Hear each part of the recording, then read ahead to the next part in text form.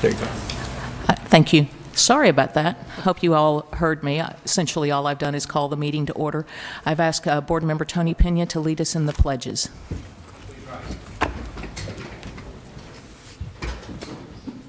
Pledge allegiance to the flag of the United States of America and to the republic for which it stands, one nation under God, indivisible, with liberty and justice for all. Honor the Texas flag. I pledge allegiance to thee, Texas, one state, under God, one and indivisible.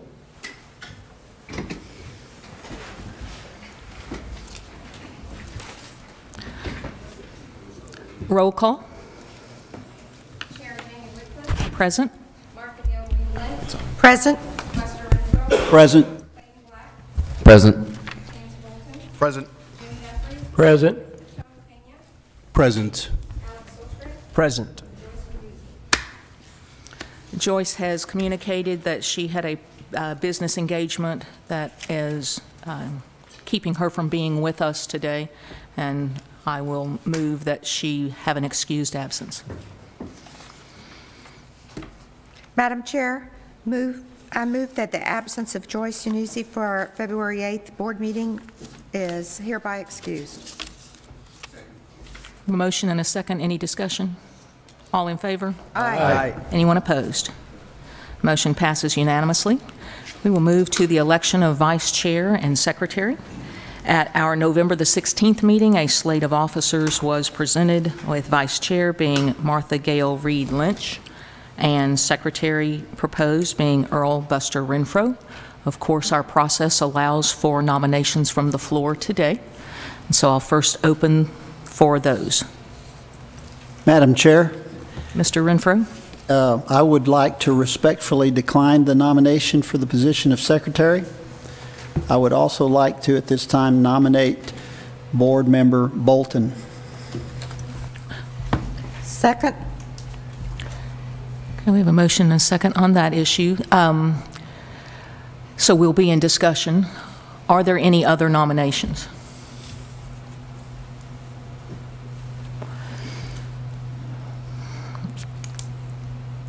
I believe it would be appropriate if we get a motion for nominations to cease. So moved, Madam Chair. I move that nominations be ceased. Okay. I second. We have a motion by Mr. Selstra, a second by, was it you, Mr. Jeffries? Thank you. All those in favor? Aye. Anybody opposed? So now your slate of officers, of course, has been amended to be Martha Gale Reed-Lynch and Mr. Bolton, whom we didn't ask. I guess that's what happens when you don't ask if they want to serve. You find out later that there's a... I guess my opportunity to object has passed, but I would like to thank Mr. Renfro for his nomination. So we have a slate of officers. Is there a motion to accept that slate as your new vice chair and secretary? I move that we accept it as presented. Second. Any discussion? All those in favor? Aye. Anyone opposed? Motion passes unanimously. Next order of business is appointments for the various committees for this organization. The committees that we have currently standing are Budget Committee, Education Committee, Enforcement Committee, Executive Committee, and the TALCB Liaison for the Long-Term Facilities Working Group. In our November meeting, there was a request of the chair, who makes most of those appointments, to consider keeping the appointments identical to what they were over the last calendar year, because we have done some incredible heavy lifting and we still have some complicated process to work through as we are working through a relatively new strategic plan as a result of our sunset hearings. And I have given due consideration to that request and agree that it is the most logical step for this organization. So serving in these positions for the coming year, your enforcement chair will be Chance Bolton. Mr. Renfro and Mr. Pena will be assisting him on that committee. Your budget chair will be Clayton Black. assisted by Mr. Sostri and Mr. Pena. Your Education Committee will be chaired by Mr. Jeffries, assisted by Ms. Iannuzzi and Mr. Sostri. The AMC Advisory Committee, by appointment, will be the Vice Chair, chairing the AMC Advisory Committee, Martha Gale Reed Lynch. And of course, your Executive Committee will be those currently or just recently elected as your executive team of myself, Martha Gale Reed Lynch, and Mr. Bolton. The long-term facilities designation is currently being held by Mr. Bolton. Is that correct? That's correct. And are you willing to continue in that service, at least at this moment? For the foreseeable future, yes, absolutely. All right. Then that will be the committee appointments for this year, provided that those are acceptable to you all. If not, if they are not acceptable, speak now or forever hold your peace. All right. Thanks, guys. I do appreciate the recommendations, and I do think that's the most efficient way for us to move forward. Each of you in your respective committees has done a fantastic job, especially over the course of the last 6 months, and I appreciate your ongoing dedication to the responsibilities those committees place upon you. Next item is public comment. So it is the the next item is possible action regarding appointments of mentors. So trying to move us efficiently ahead a little too fast. Our mentor applications for 2019 are Bobby Crisp, John Dory, Edgar Paul Hornsby, Dolores Kraft Longoria, Tony Pistilli, Gregory Reynolds, Dane Sever, Gregory Stevens, Pamela Teal, and Ted Whitmer. We will need action from the board in terms of accepting those, or if there's input from staff. Good morning, Madam Chair, board members. Troy Bollier, Director of Standards and Enforcement Services. And all I was going to add is that staff has reviewed the applications and recommends approving the slate of mentors. Thank you. Madam Chair, Mr. Jeffries? I move that we accept the appointments of mentors as listed in the meeting agenda. Second. Motion by Mr. Jeffries, second by Mr. Bolton. Any discussion? All in favor? Aye. Anyone opposed? Motion passes unanimously, and we are now to public comments. This is an opportunity for the board to receive comment from anyone in the audience that would like to address the board on something that is not a posted agenda item today. Is there anyone that would like to speak? Good morning. Good morning, Madam Chair, members of the board. For the record, Scott DiBiasio with the Appraisal Institute. Appreciate the opportunity to be here once again and to just say a couple of words. Won't take a lot of your time. What I wanted to do this morning was just very, very gently nudge the board on this whole topic of evaluations. I know it's an issue that is under active consideration by the Enforcement Committee. But since I was last here, I guess it was in August or October, the situation has gotten dramatically worse. There's two new proposals. I don't know if one of them had already been proposed when I was here last, but there's two new proposals on the table that will significantly increase the number of transactions that qualify for one of the 12 or 13 appraisal exemptions. There's a proposal, excuse me, by the federal bank regulatory agencies to increase the de minimis that is applicable to residential transactions from $250,000 to $400,000.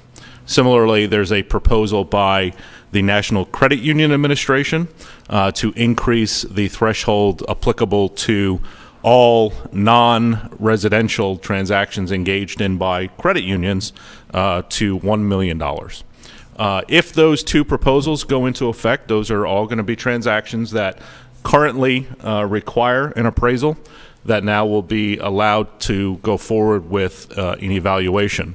All of that is to say that that is just more and more business that would be moving off of the appraiser's desk onto someone other than an appraiser that doesn't have the competency and the qualifications that the appraiser has. So, and I've heard from many appraisers over the last couple of months that they're very concerned. They were concerned back in April when the commercial real estate threshold went from 250 to 500. That was literally business that was on their desk one day that was moved onto somebody else's desk the next day. And we're going to see that even more so if these two additional proposals go into effect. So I just wanted to, gently nudge the board to hopefully bring some finality to the issue of evaluations and to clarify what I believe is already in the law and to qualify the types of transactions and how appraisers here in Texas can perform evaluations. So with that, if there are any questions, I'd be happy to answer them, but if not, I appreciate the opportunity to make these brief comments. Madam Chair. Mr. Bolton. First of all, thank you for coming, speaking to us today. We certainly recognize that these are important issues to appraisers. And I do have a question, though. You talk about this is work that's moving out of appraisers' hands into others' hands. Who is that? That is anyone that meets the competency requirements that are contained in the interagency appraisal and evaluation guidelines. In most cases, it could be a broker, it could be a salesperson, it could be a internal employee of the lender, could be a financial analyst, accountants, architects, anybody who can meet the requirements, the competency and education requirements, which are minimal, that are in the interagency appraisal and evaluation guidelines. And in so much as Texas is a mandatory licensing state, and I completely agree, because there's federal law in this area, those people are perfectly legally producing market value opinions of real estate without having an appraiser's license. And unfortunately, there's not much that this board can do about that because it's federal law that says who can do evaluations and how they have to be done. Literally, there's probably 10,000, if not more, people here in this state that are producing evaluations on a daily basis. In a perfect world, we wouldn't have this situation because an appraisal would be required for every single transaction within reason. But unfortunately, it's the system that has been given to us by the federal bank regulators, and there are non-appraisers. I'm not going to say that they're not qualified because in many cases they are, but these are non-appraisers that are producing evaluations not subject to any regulation other than through the financial institution that they are providing those services for. And one other question, and it is really more for the record, can you give us maybe a synopsis of why the USPAP standard is inadequate or is contrary to what's happening in these evaluations? Right. There's two reasons. The first reason is that in order to produce a restricted appraisal report that looks like an evaluation, there are additional steps that an appraiser has to take to make that document, that product, into a USPAP compliant restricted appraisal report. Those same regulations and those same requirements obviously do not apply to a non-appraiser that is performing an evaluation. An appraiser has to make an evaluation into a restricted appraisal report. However, the problem is that financial institutions cannot use restricted appraisal reports. It says very clearly in the interagency appraisal and evaluation guidelines that a financial institution cannot use a restricted appraisal report because of its limitation on having only one intended user for a mortgage lending transaction. That puts appraisers really in a very difficult spot because the only product that they can produce that somewhat meets the evaluation standards is that restricted appraisal report. But that's not the product that the client wants. When they have a transaction that qualifies for an evaluation, that's exactly what they want. They don't want an appraisal. If they were to be given an appraisal, it puts that transaction into an entirely different regulatory bucket and makes it then an appraisal transaction, if you will. Thank you very much. Thank you. Thank you. Thank you. Good to see you again. Good to see you. Thanks. Thank you. Are there any other public comments?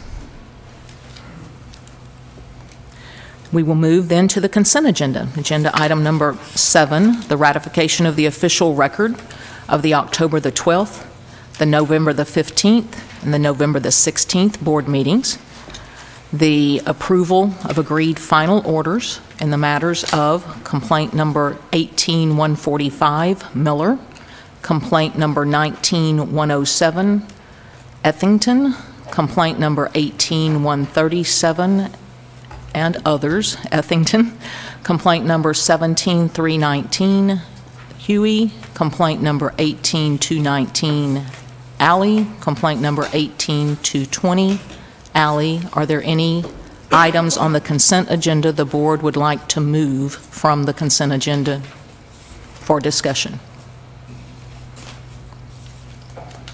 Hearing none, the floor is open for the ratification of the consent agenda. Madam Chair, I move that the board approve all items on the consent agenda as presented.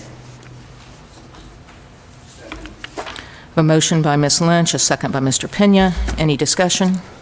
All those in favor? Aye. Anyone opposed? Agenda item number 9 is executive session. Does any board member need legal counsel? Madam Chair, Mr. Bolton? I would request that we move to executive session. I'd like to ask a question of General Counsel. Okay. The time is 10:22, and we will consider ourselves and go into executive session to discuss pending litigation and receive advice from legal counsel pursuant to Texas Government Code 551071 and personnel matters pursuant to the Texas Government Code 551074. Mr. Bolton, may I ask, how complex? Do you have any idea how much time you might need? I would say maybe 10 minutes. Okay, so we will break for 15 and return, let's say 20, because where will we, does anyone know where we would assemble, up or down? Upstairs. So we will break for 20 minutes and return at 10:45.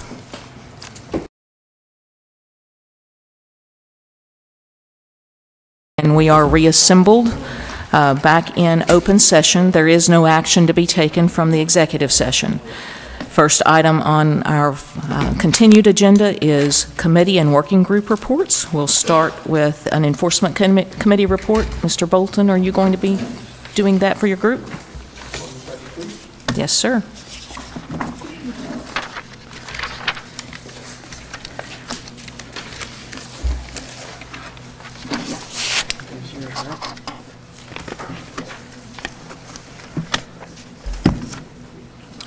Thank you, Madam Chair. This is the report, Enforcement Committee report from since the November 16th board meeting. The Enforcement Committee met on December 10th, 2018 and January 11th, 2019. The December 10th meeting was attended by the full committee and then was supported by General Counsel and other staff. The meeting on January, or excuse me, that particular meeting was an emergency meeting to consider the temporary suspension of certified residential appraiser license of Philip Donald Ethington. After due consideration, the committee found that Mr. Ethington's continued practice constituted a continuing threat to the public welfare and granted the motion for temporary suspension effective immediately. The meeting on January 11th was attended by the full committee as well as Chairman Wycliffe, and the staff in attendance included the Commissioner, General Counsel, Director of Standards and Enforcement, as well as other staff, and was also attended by members of the public, including members of FACT, and as well as Mr. DiBiasio from the Appraisal Institute. The committee considered in that meeting several issues, including recommendations adopted by the Sunset Commission regarding documenting and tracking non-jurisdictional complaints, prioritizing complaint investigations based on the risk of public harm, and improving the investigative process to reduce complaint resolution timeframes. The committee agreed with staff's recommendation to implement programming changes that would allow for better processing and tracking for non-judicial complaints. as well as creating a monthly staff report to detail referrals that would be available for review and discussion at the committee and board meetings. The committee asked staff to present recommended changes to the board for review at the board workshop, which occurred yesterday. The committee agreed with staff's proposed criteria for prioritizing complaint investigations and directed staff to draft a rule language for consideration by the board. The committee considered staff recommendations for improving the investigative process and reducing complaint resolution timeframes. The committee disagreed with the recommendation to delegate approval of agreed orders and surrenders to the commissioner and recommended that the board delegate approval of agreed orders and surrenders to the chair and pursue statutory amendments that would allow the board to delegate approval of these matters to another board member at the chair's discretion. The committee also recommends that initial response times for license holders or applicants to respond to requests from TALCB shall be 20 days and recommended the board publish proposed amendments to TALCB Rule 135, TAC 15 for public comment. I will also note that we received some input from the governor's office, and we had requested that that time be changed from 60 days to 20 days for an applicant to respond. And the governor's office suggested that 40 might be a more appropriate time frame, and we are happy to go with 40. So the committee also discussed hiring additional staff and other alternatives for reducing the complaint resolution timeframes and directed staff to prepare information on hiring needs, including potential funding options and the impact of current workloads and fees in both the short term and the long term for discussion in yesterday's board workshop. The committee considered, proposed amendments to TALCB Rule 174, TAC 4, computation of time, the mailbox rule, and having received no comments on the proposed amendments, the committee recommends adoptions of these amendments. The committee tabled the discussion of proposed Rule 155, TAC 3 regarding work related to commercial real estate transactions until a future meeting. And we did not set a future meeting date. Thank you, Mr. Bolton. Sounds like lots of work. Any questions of the Executive Committee? We will move then to the Enforcement Committee. We'll move to the Executive Committee report, and I will make a comment that we did have also a Budget Committee meeting since our last meeting, but that will be addressed on Agenda Item 25, so we'll receive your report at that time. The Executive Committee has been diligently working through their assignments since your last quarterly meeting. We met also as a complete board in workshop for the day yesterday. Several of the items taken up by the Executive Committee were talked ad nauseum yesterday, and so I'm not going to read my report to you. You have about 3.5 pages of detail, single line item typing in front of you that's available in the board materials. I will say that the Executive Committee has, at both of its meetings, had present the entire Executive Committee, Mr. Renfro, Ms. Lynch, and myself, and we were supported in those meetings by the Commissioner, the Deputy Commissioner, the General Counsel, the Director of Standards and Enforcement, and at other times, other staff. Our primary energy was focused on the recommendations associated with our sunset review. We reviewed individual board members' requests, so we had asked that the Commissioner reach out to each of you individually as it related to recommended changes on our strategic performance measures. We received that input and discussed those items, which we'll address later today in Agenda Item 21. We discussed the long-term master plan and reviewed the Commissioner's recommendations associated with that, and we will address that on Agenda Item 22. We took up and recommended adoption of the primary contact information that allows AMCs to designate more than one controlling person, which we will address on Agenda Item 14. We had an additional Executive Committee meeting on February the 6th. It was actually held in a joint meeting with the Texas Real Estate Commission. At that particular meeting, I believe we've also briefed you in part at yesterday's workshop on the actions that we took, but we generally directed staff, the committee directed staff to provide copies of the sunset legislation to the full board as soon as it arrives. The committee declined to make a recommendation as it relates to the long-term facilities plan because we felt like it was an important conversation to have at a full board level. We decided that there was no specific action to be taken as it related to the Memorandum of Understanding or the MOU with the TREC organization until such time some additional decisions have been made. So that's a general overview of the executive committee. Are there any questions? Hearing none, we'll move to staff reports.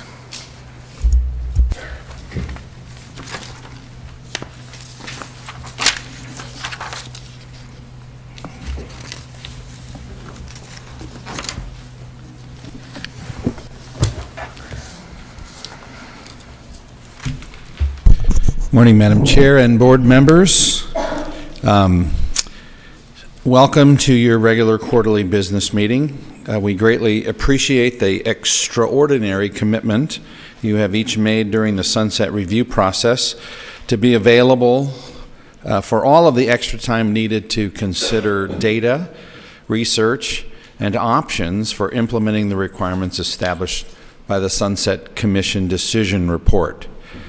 Your staff and the stakeholders who rely on your guidance and action are grateful for your generosity. You'll notice in your agenda that there's one additional staff member who will be giving a report. There's a report to be received by the to be given by the Deputy Commissioner as well today, and he'll be introducing one of our new division directors. But let me introduce another new division director. Steve Rapp began as the new Director of Information and Technology Services Division in January. Steve most recently worked as the Technology Director at the State Library and Archives Commission and has significant experience with licensing agencies as well, including the Board of Pharmacy and TDLR, and specifically with our Versa database. Steve has a degree in enterprise management from Northern Illinois University and enjoys spending time camping, hiking, kayaking, and other rugged outdoor activities with his wife. So please help me welcome Steve.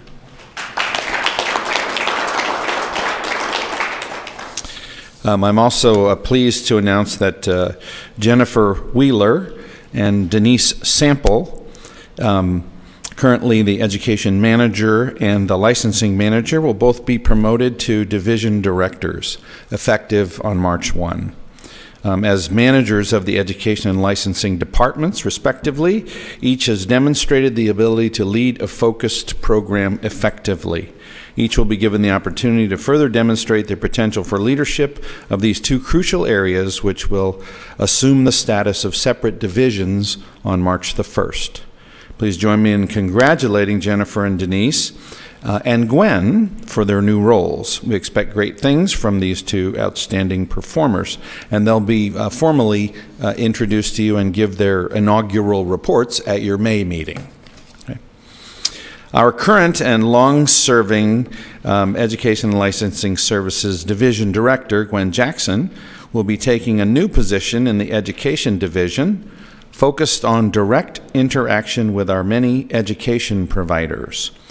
Improvement of course delivery effectiveness and compliance, and improvements in reporting from providers back to the organization are the goals for her efforts.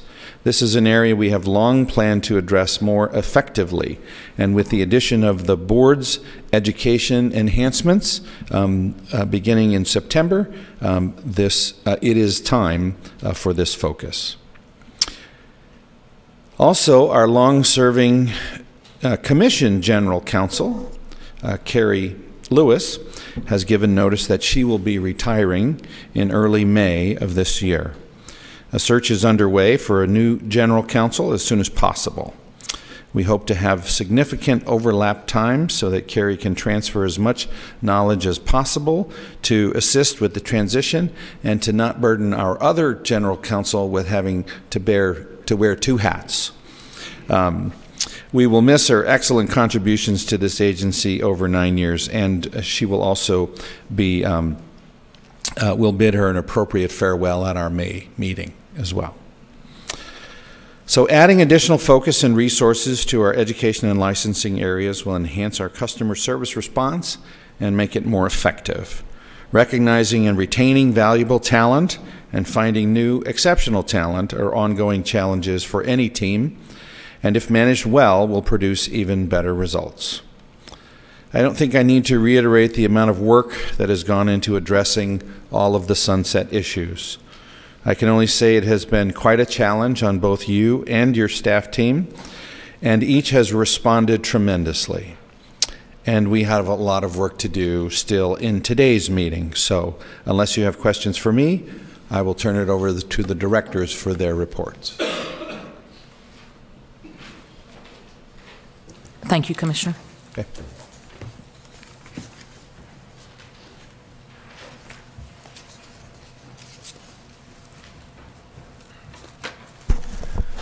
Good morning, Madam Chair, board members.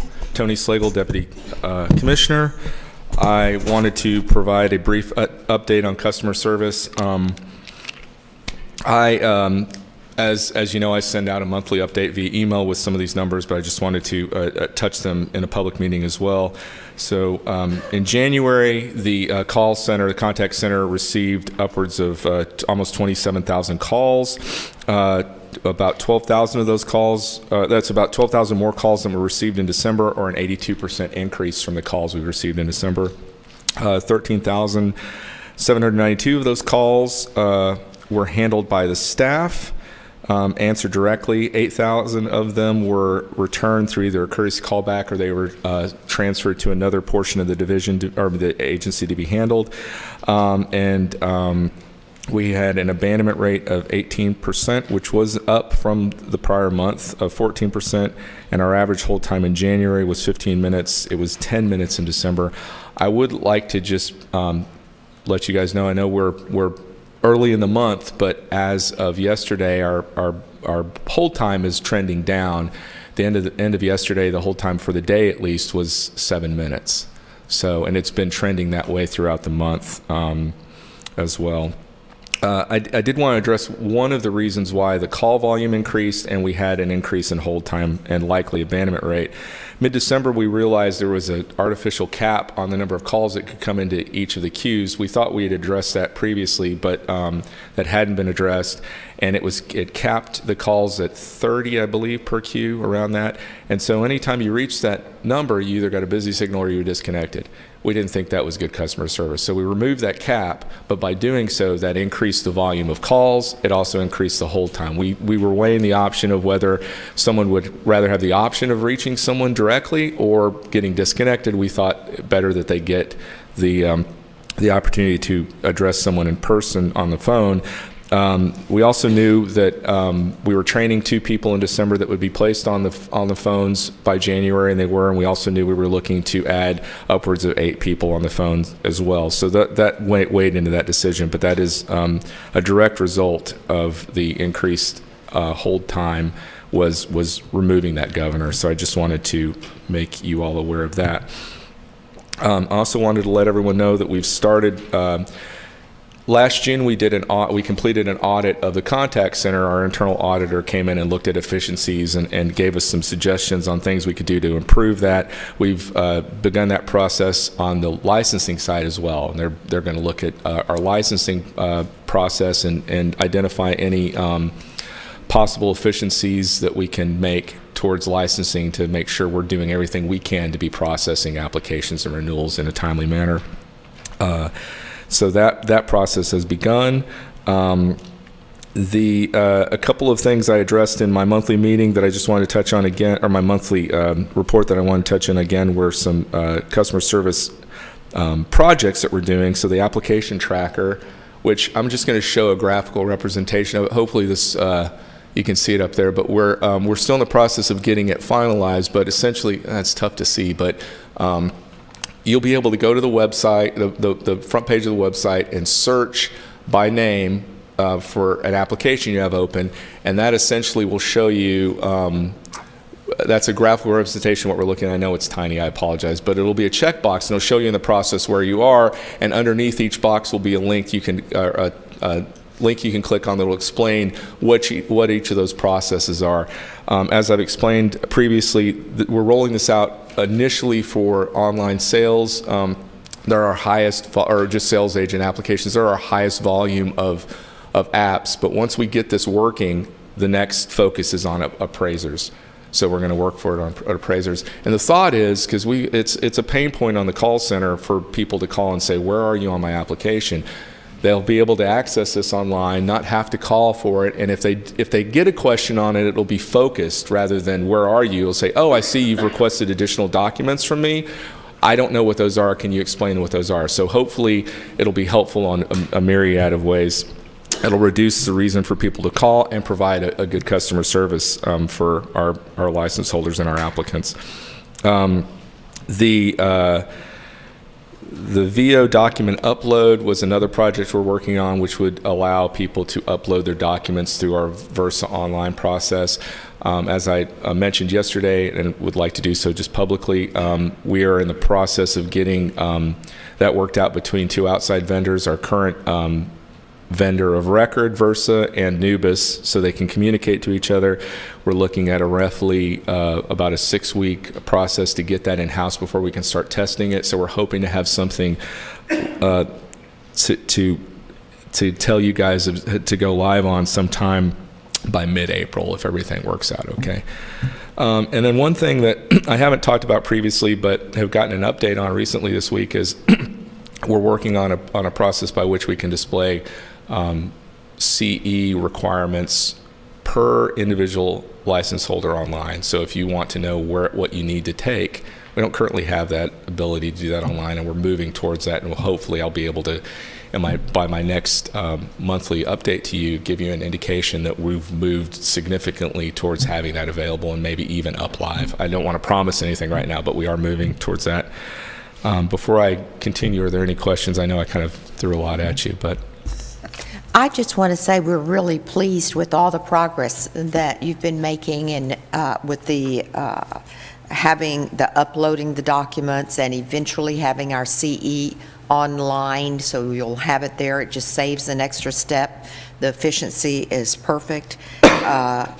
Although nothing's perfect, but that really is great to hear, and I look forward to using this, and with the new rollouts in September, it'll be a good year for all of us. Thank you, and as I've said previously, the big focus is, I know there's been a lot of attention on the contact center, but we've got to look at it holistically, and if we can address some of the issues of why people are calling, that'll reduce the call volume. You know, staffing up is also important, but reducing the reason people are calling is equally as important. So. And I appreciate the recognition of that. Deputy Commissioner, again, we know that January is normally a high call volume for us anyway, yes, routinely. And so for the sake of the public that may be listening, we're still seeing good experience if people call early in the day. And so if you are having trouble trying to reach us, we would recommend that you call about the 8 o'clock time frame. Is that what time do we start? 7? We start at 7, but I think to get if I may say this, the best bang for your buck, if you call around 8, that'll ensure that there are probably the best ability to get people outside of the contact center. If you need to get information, will be available to help you as well. So the earlier the better, definitely. And then in the evening, usually around between 4, it's open till 6, but between 4 and 6, the volume's down at that point as well. And then secondarily, I would like to report that some of us have been calling to check in, if you will, and I have had good results, so I appreciate the efficiencies that we can see moving forward, meaning that in the tests that I have done, it's been 4 to 5 minutes, and so I appreciate that. Finally, I did get some feedback from the public that was there a glitch in our callback system over the course of the last month, meaning I've had someone say they elected for that option and did not receive a callback. I don't know. I'm not sure when that happened. There have been some glitches in the past, but we have been working, and I thought we had those corrected. There was an issue with some calls not getting back to some individuals, but as far as I know, we were able to identify what that was. DIR was able to replicate it, and we've moved towards resolving that. But I can give you an update on that. I'll follow up on it because I haven't heard anything probably in the last 3 weeks that it's been an issue. And it has been a while since that feedback came, so very good. Are there other questions of the Deputy Commissioner before he continues? Madam Chair, just one more feature to our website that we added that I didn't hear our Deputy Commissioner mention. On the board's website, we have a processing dates page, and we have now added 2 line items for the experience audit process. As most of you know, that is one of the lengthiest pieces of the appraiser licensing process. And so we have added 2 line items to tell applicants the dates of work files that we've received in-house that we are actually working on experience audits. So that is one way that they can see the status of their application as it moves through our processes. Okay. Now, if there's no further questions, I'd like to introduce you to our new Director of Reception and Communication Services. But before I do that, I want to publicly thank Amy Jasper for acting as Director since Lori Deanda's retirement in early November.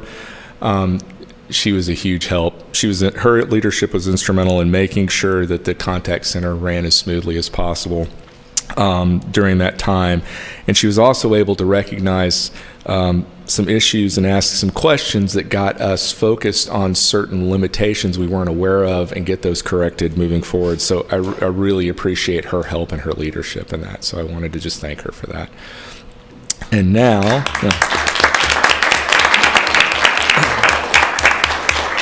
And now I'd like to introduce Robert Hood. He is the new Director of Reception and Communication Services. Robert has been working in state government for almost 19 years. He started with TxDOT and was most recently employed with the comptroller managing the call contact center there. He's a graduate of St. Edward's University with a bachelor's in organizational communication. He enjoys sports and is a member of the Austin Football Officiating Association, officiates high school, middle school, and Little League games. We're very, very happy to have Robert on the team. I will say that though he's only been here for 17 days, his professionalism and experience has already had a positive impact on a great many things we're trying to do. So I just welcome Robert to the team.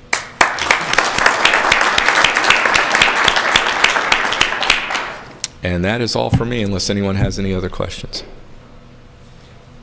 Thank you, sir. Thank you.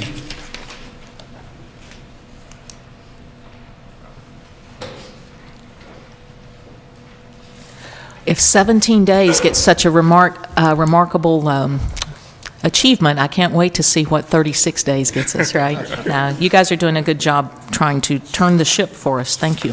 Thank you. Well, good morning, Madam Chair and board members. Thank you, Deputy Commissioner, for that introduction there. For a second, I didn't know who you were talking about, but, but thank you very much. Before I make my report for RCS, I would like to introduce the newest members of the RCS staff. Siobhan Martin, would you please stand? Siobhan Martin joined RCS on December 3rd, 2018 as a customer service representative. Siobhan previously worked in the contact center for the Texas Workforce Commission, where she assisted unemployed Texans for over 10 years. In just a few months' time, Siobhan has begun to make a difference in RCS. She is handling at least 50 calls per day with little to no assistance at all. Eric Ortiz, would you please stand? Eric joined RCS on December 3rd, 2018 as a customer service representative. For the past 20 years, Eric has volunteered his time with various nonprofit organizations. His past experience volunteering has made him a great fit in RCS and works very well with his coworkers and our customers.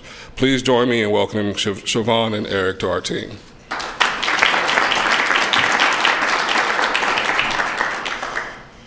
Since my start date of January 17th, I have been working hard to meet the goals set forth by the Commissioner and the Deputy Commissioner. The following items have been addressed and will continue to be monitored. Number one, our staffing needs. RCS will be welcoming 5 new employees to the team on Monday, February 11th.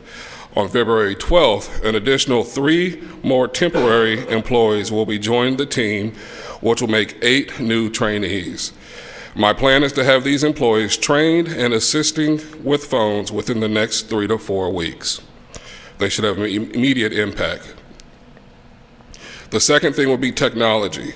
We have met with the Department of Information Resources that manage our phone technology and expressed to them our needs to have more control over our precision queuing of calls and agents. We will now be able to better adjust our manpower to meet the needs of our customers and utilize the phone system to its fullest. This is a partnership that I plan to build on to assist in meeting the needs and goals of the contact center. Lastly will be partnerships. One of the major things I have learned throughout my years in contact centers is there is no need in reinventing the wheel. Contact centers have been around for some time now, and many have experienced the heartaches that we are experiencing today. It is very important to me that the RCS team become members of the Austin Contact Center Alliance. This is a membership that gives us access to partners in the contact center industry that are feeling the same growing pains of Texas, and especially in the Austin area. We now have access to training materials for staff, peer-to-peer networking, portals to post job vacancies, and many more valuable tools. I plan on visiting and speaking with other contact centers to obtain ideas on improving the level of service we are providing our customers and be able to have access to the newest and latest technology out there for call centers. Now I'll report on the progress of the RCS from our stats.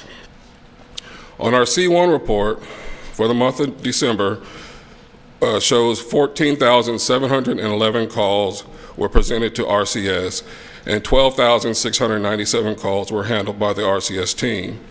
This was a 14% abandonment rate, which is higher than the preceding 3 months.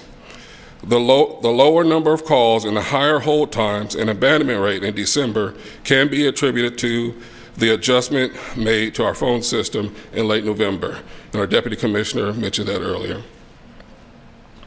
The calls for TALCB was a consistent 5% of the overall number of calls presented in December. For our walk-in customers, December was a slow month and assisted 156 customers in person. The lower number of walk-ins can be attributed to the holidays. Emails in December were not as heavy as prior months. 2,818 emails were processed by the team. Now moving on to the C2 report. For the month of December, 13 customers took the time to take our survey, and 8 of those customers left contact information. All 8 were contacted by our office and thanked for completing the survey. The top 3 items customers referenced in the surveys were website content, customer service, and processing time. If our recommendations are accepted, this report will be revamped. I will be working with staff to create a survey monkey that will provide us with more beneficial information and tell us more about the level of service that we are providing our customers. Now for the C3 report. This is a graphical representation of the first quarter of FY19. The average talk time for all calls was about 6 minutes, and the average hold time was about 10 minutes. Page 2 of the C2 report indicates a slight decline in hold time for the first quarter, and then the spike in December is due to eliminating the cap on the call queues that our Deputy Commissioner spoke about. Again, if our recommendations for reports are accepted, this report data will be added to the C1 report. Lastly, the C4 report shows the number of calls presented versus the number of calls handled and the number of calls abandoned.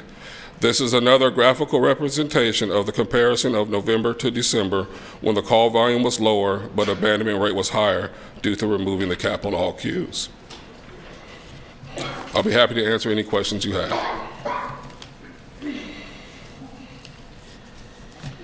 Thank you.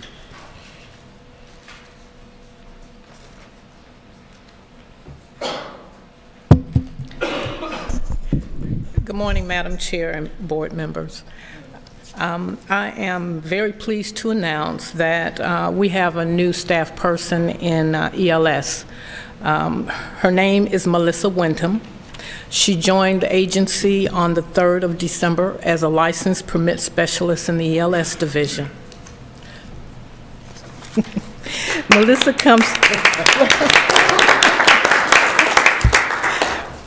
comes to us from the Secretary of State's office, where she was employed as a customer service representative.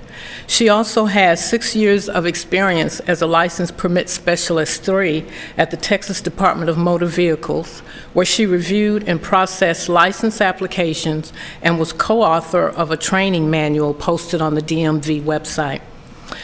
Melissa enjoys running, and she participates in local marathons. She's currently keeping an eye out for the weather because she's scheduled to do a marathon here in the near future. Melissa's experience and skill set are commendable, and in just a couple of months, she's made a positive impact on our workload in ELS. Please welcome Melissa.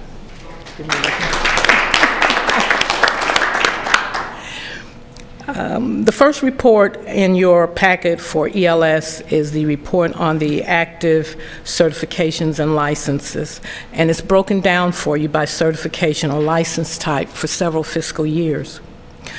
The lower section of this report provides monthly data for fiscal year 2019, September through December. At the end of December, we had a total of 6,210 active license holders, 173 inactive, and 137 out-of-state temporary registrations. I'm happy to answer any questions that you may have on this report. The next report is for appraisal management company registrations. Monthly activity for fiscal year 2019 for the months of September through December can be found on the lower half of the page. We concluded December with a total of 172 AMC registrants. And if there are no questions for this report, we'll move on to the L1 report. This report provides fiscal year-to-date comparisons of the number of original appraiser applications received, licenses issued, and licenses issued from renewal applications. If there are any questions regarding this report, I'd be happy to answer those as well. The next two reports in the packet are in regards to our examination activity. A total of 120 examinations were administered for this reporting period, with an overall pass rate of 55%. The pass rates for each license type are also provided for you, and the lower half of this report provides the examination activity for the month of December. Then the very last page in the ELS reports is a year-to-date comparison with overall pass rates for the year 2017 and 2018 through the month of December. The overall pass rate for 2017 was at 60% and 55% for December 2018. We've also discussed revising the reports for the ELS division, and so during the next board meeting, you'll see more streamlined reports, and those that are redundant will be deleted. This concludes my report, and I'd be happy to answer any questions you might have. Thank you.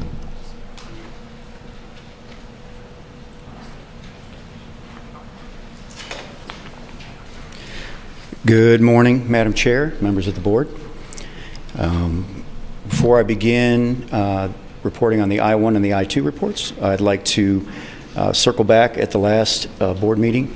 You were, I'm sorry, I'm going to restart. My name is Steve Rapp, and I'm the new Director of ITS.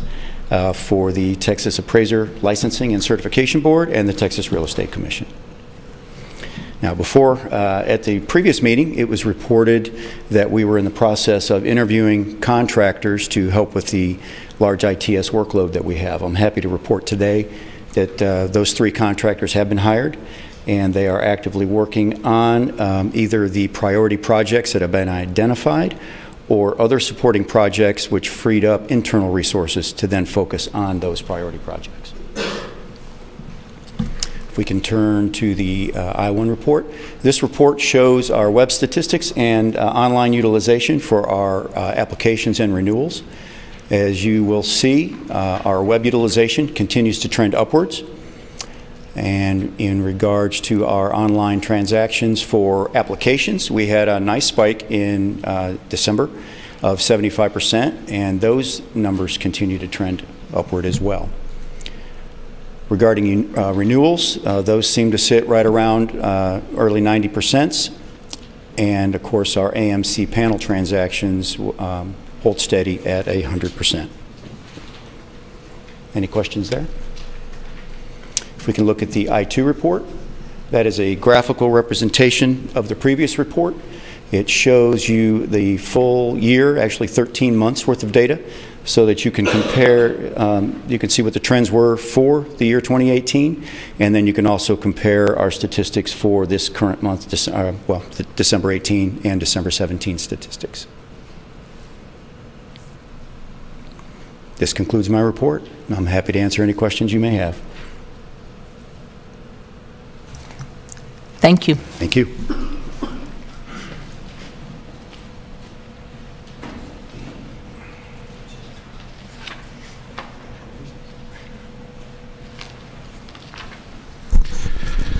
Good morning. I'm sad to report that Miss Pifo, Priscilla Pifo, is home ill. She texted me late last night and gave me a heads up that that might be the case and confirmed it this morning. And I said, that's okay, I'll fill in. I'll do the best that I can. So there are 3 reports that we'll talk about, but before we do that, I need to introduce a new member of the Staff and Support Services team. Bernetta Tolbert is an accountant for us, and she has been in her current position since December the 1st. Previously, she worked for the Office of the Attorney General and the Texas Lottery Commission, where she retired after 25 years of service. She has now returned to work to bring all of that expertise to our agency. Prior to her employment with the state, Bernetta worked in accounts payable for Lockheed Missiles and Space Company here in Austin, in addition to Aramco Oil in Houston. Bernetta was born in Bastrop, attended Bastrop High School, and graduated Texas Southern University in Houston. She loves playing dominoes, cards, and traveling with her 6 sisters and 2 brothers. Welcome, Bernetta.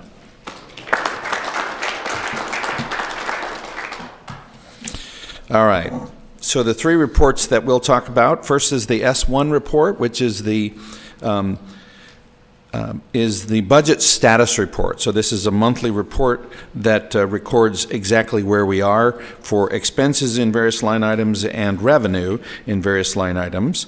As of the end of December, we would expect to be 1/3 through the year, the fiscal year, so at about 67%. You'll see that we're at 68.6% on the expenditure side, so slightly above, and some of that is due to, you can see in each of the categories, but some of that's due to some early fixed expenses, like we pay half of our rent in October every year, so it's a little higher. On the revenue side, we are at remaining to be collected 64.2%, which means we're ahead of schedule.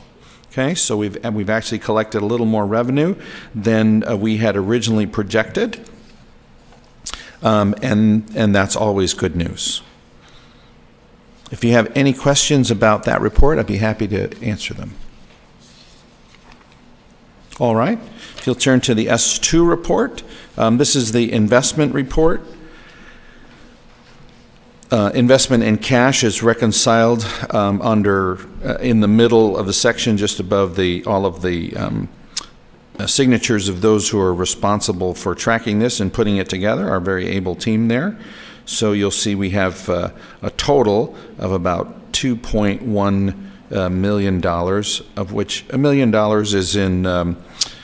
is currently reserved for the long-term facilities master plan. A small amount reserved for education development, and the rest available in cash for operations. Any questions about that? All right, the next report is a report that was produced by the let's see, State Auditor's Office. And in preparation for the legislative session, they do a staffing profile on every agency of the state, and they provide this to the legislators as a resource during the session. So a few things that I'd like to just point out on this is that if you look at the employee turnover numbers, so that is the middle set of charts on the left side, you'll see that our turnover is the lowest it's been in the last 5 years. So that's a good thing. Below that, also on the left-hand side, you'll see that our expenditures for staff and salary and benefits is also the highest it's been in the last 5 years. I'll also draw your attention to just to the right of that. So the two budget-related personnel costs there. So starting with average salary trends, you can see the agency average, and it compares it to both the article average, which is other licensing agencies, and the statewide average, which is all agencies. Those are two of the four benchmarks that we do in our annual compensation study. Our annual compensation study was completed by our HR department in December, and it shows that we are competitive with all four benchmarks. So that includes two that are not represented here. One is other similar sized agencies, and also other SDSI agencies. We remain competitive in every arena.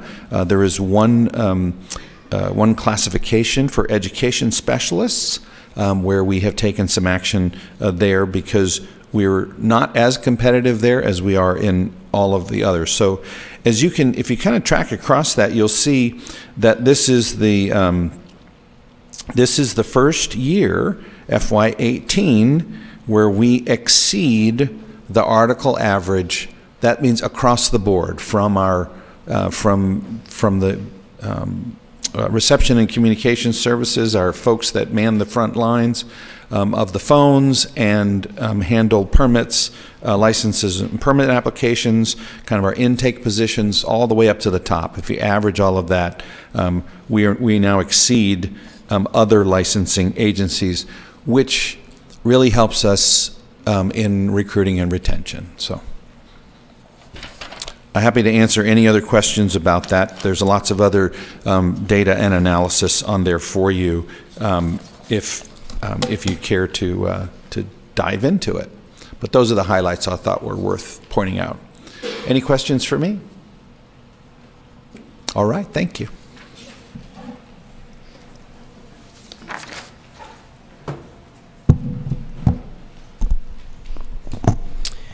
Good morning, Madam Chair and board members. Troy Bollier, Director of Standards and Enforcement Services. Before I give my report, I wanted to remind you, as I mentioned yesterday, that we did have a recent resignation and have an open vacancy for our commercial appraiser position that we had filled in September. That position has since been posted, and we haven't received any applications as of yet. But it was just posted last week. Turning to my reports, I'll bring your attention to the E1 report. And what you should have in front of you is information regarding appraiser matters. And you can see in the bottom left-hand corner that through the end of December, we have 192 matters open. What I would point out as a highlight here is that we did have a bit of a slowdown in terms of complaints coming in and going out during the month of December, and we attribute that to just a seasonal slowdown with the holidays and such. I will point out that the experience audits continue to come in at the accelerated rate, as I mentioned yesterday, since the change of the AQB criteria, and we'll have to wait and see if that trend continues or if it's a more short-term phenomenon. Pointing you next to the E1 report for AMCs, very little change to report here other than to remind you that as of the end of December we have 7 open AMC matters. It's the bottom left-hand number. And then we'll point out that in December we did have a bit of a spike of 3 new AMC complaints coming in. Turning next to total open complaints, you can see that we continue to focus on making sure that older cases get resolved. And so you can see significant strides in the years 2017 and 2018 in terms of the change, the percentage change there on the far right. And obviously where new complaints are coming in for 2019, that's why on the far right it says 400%, because obviously the year has just started and we're getting new complaints. In terms of total one-year-old complaints, we did see a bit of an increase there from September through the end of December, from 8 to 13. And that's largely accounted for by some cases that involved litigation that were in abatement. And so they've been on hold and we've been unable to work on them. We also did have a recent focus that I wanted to remind you of that I think is a positive that may have contributed to some of these becoming older, and that's that we've been trying to focus on the audit side of things. As I mentioned, the audit volume is up, and I'm happy to report that on the residential side at least, as I mentioned yesterday, we're now down to within 30 days on the audit side. So we're actually, in residential cases, looking at files that were received January 4th. And so that's a big improvement. I'm really proud of the staff. They've worked really hard in that arena. And obviously, we have some work to do on the commercial side, but I wanted to bring that to your attention. I also note, just for your observation, that we actually had a new law enforcement request for assistance that came in. You know, I mentioned sometime last year that backlog of those that had accrued from the financial crisis over the years had slowly dwindled until we actually had none. We actually have one again. So just bring that to your attention. Next slide gives you an idea of complaint resolutions. And I did want to point out one typographical error. It indicates there's a total of 54 complaints resolved. That actually should be 57. And that's because there were 3 additional non-jurisdictional dismissals. So if you look at the dismissal section to the right of the pie chart there, that actually should be 23 dismissals, 41%, because instead of 4 non-jurisdictional, we actually had 7. So I wanted to bring that typo to your attention. You can see that basically so far this year, we have about 12% that are agreed disciplinary matters. None have been currently litigated, although as you can see on the previous slide, we did have a case at SOA, and it did in fact have a hearing on Wednesday. So the next time that you see this information, it will indicate that there was a case litigated, and that'll come before you, perhaps at your May meeting. The recidivism rate down on the right-hand side, if we could scroll down a little bit, wanted to point this out to you because it is a bit of a dramatic change. You'll notice that it says 80% for this fiscal year, and that the prior year it was 8.8%. And that's part of the reason we discussed at the workshop yesterday that this recidivism rate is probably not something the staff's recommending continuing tracking, because it really is something we have no control over and a bit random. It just happened in this particular time period that the people who ended up having disciplinary action had disciplinary action before. So I wanted to point that out. And then, of course, as you know, underneath the pie chart, you can get a sense of the percentage of license holders who actually have disciplinary action. So far for FY19, it's basically 0.1%, very low. Of course, we're obviously early on in the fiscal year, so I would expect that number to grow and be more consistent with the last several years as we go along. I will then point you to the total number of complaints received, and this is a graphical representation of the numbers in the E1 report broken down by license type. And not much of a change here to point out. The final slide I wanted to briefly mention is staff-initiated complaints based on experience audits. And as I mentioned yesterday at the workshop, both this slide and the slide before, we are recommending making these an annual report every November. But as you can see here, basically the trend continues of seeing a very small number of complaints being generated as a result of experience audits. As you can see above the pie charts on the right, it's basically 4.2%. 17 out of 408 total complaints are the result of an experience audit over a multi-year period there. And if you look underneath down below at the bullet points, you can also see that reflected as a percentage in terms of the number of audits. So only 11 out of 410 audits since September 1 of 2016 have resulted in a staff-initiated complaint. That's basically 2.7% of all audits. So again, a very small cross-section of experience audits and complaints are crossing paths. And like I've said before, it tends to be very serious instances of ethical problems or gross negligence where it's appropriate to open that, but it tends to be a rare occurrence. So I'm happy to answer any questions or concerns you might have about the reports. Thank you, Troy. Thank you.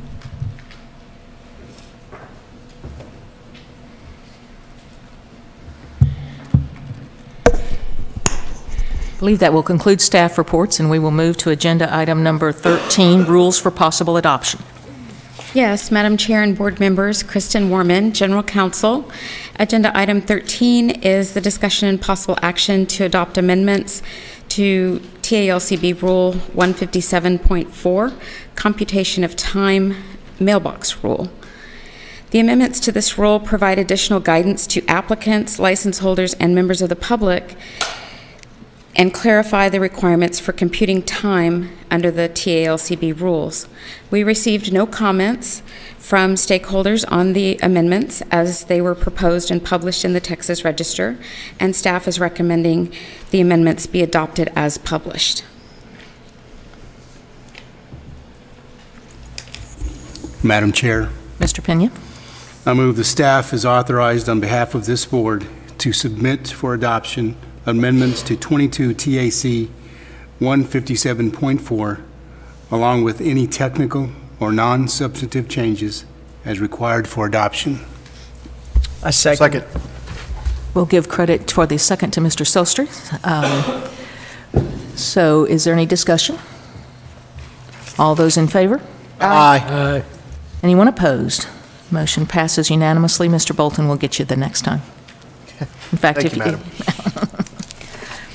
Agenda item number 14 is discussion. Go ahead. Madam Chair and board members, this agenda item is the discussion and possible action to adopt amendments to TALCB Rule 159.104, primary contact, appraiser contact, and contact information. As you heard in the Executive Committee report, the amendments to this rule would allow appraisal management companies to designate more than one controlling person. This change would expand the pool of candidates eligible to serve as a member of the AMC Advisory Committee. No comments were received from stakeholders on the amendments as they were published and proposed in the Texas Register. Staff is recommending that the board adopt the amendments as published. Madam Chair, Since this rule change is associated with the form on page 28, maybe we should take up both of these at the same time? I mean, on section 28.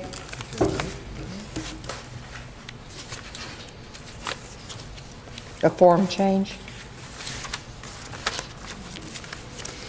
So the associated form is agenda item 28? 28.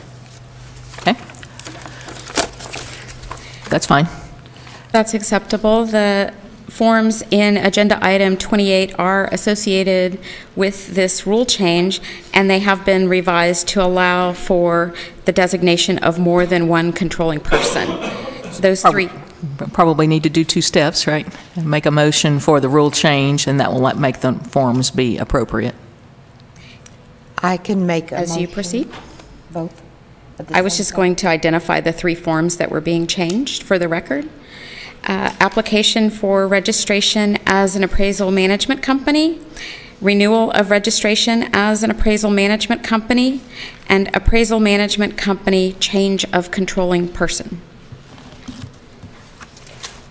Madam Chair, I move that the staff is authorized to accept this change and accept the associated form change in agenda item 28 to submit for adoption to amendments 22 TAC 159.104, along with any technical or non-substantive changes as required for the adoption. I'll second. We have a motion and second. Is there discussion? All in favor? Aye. Anyone opposed? Motion passes unanimously. We will move to agenda item number 15, which is rules for possible proposal.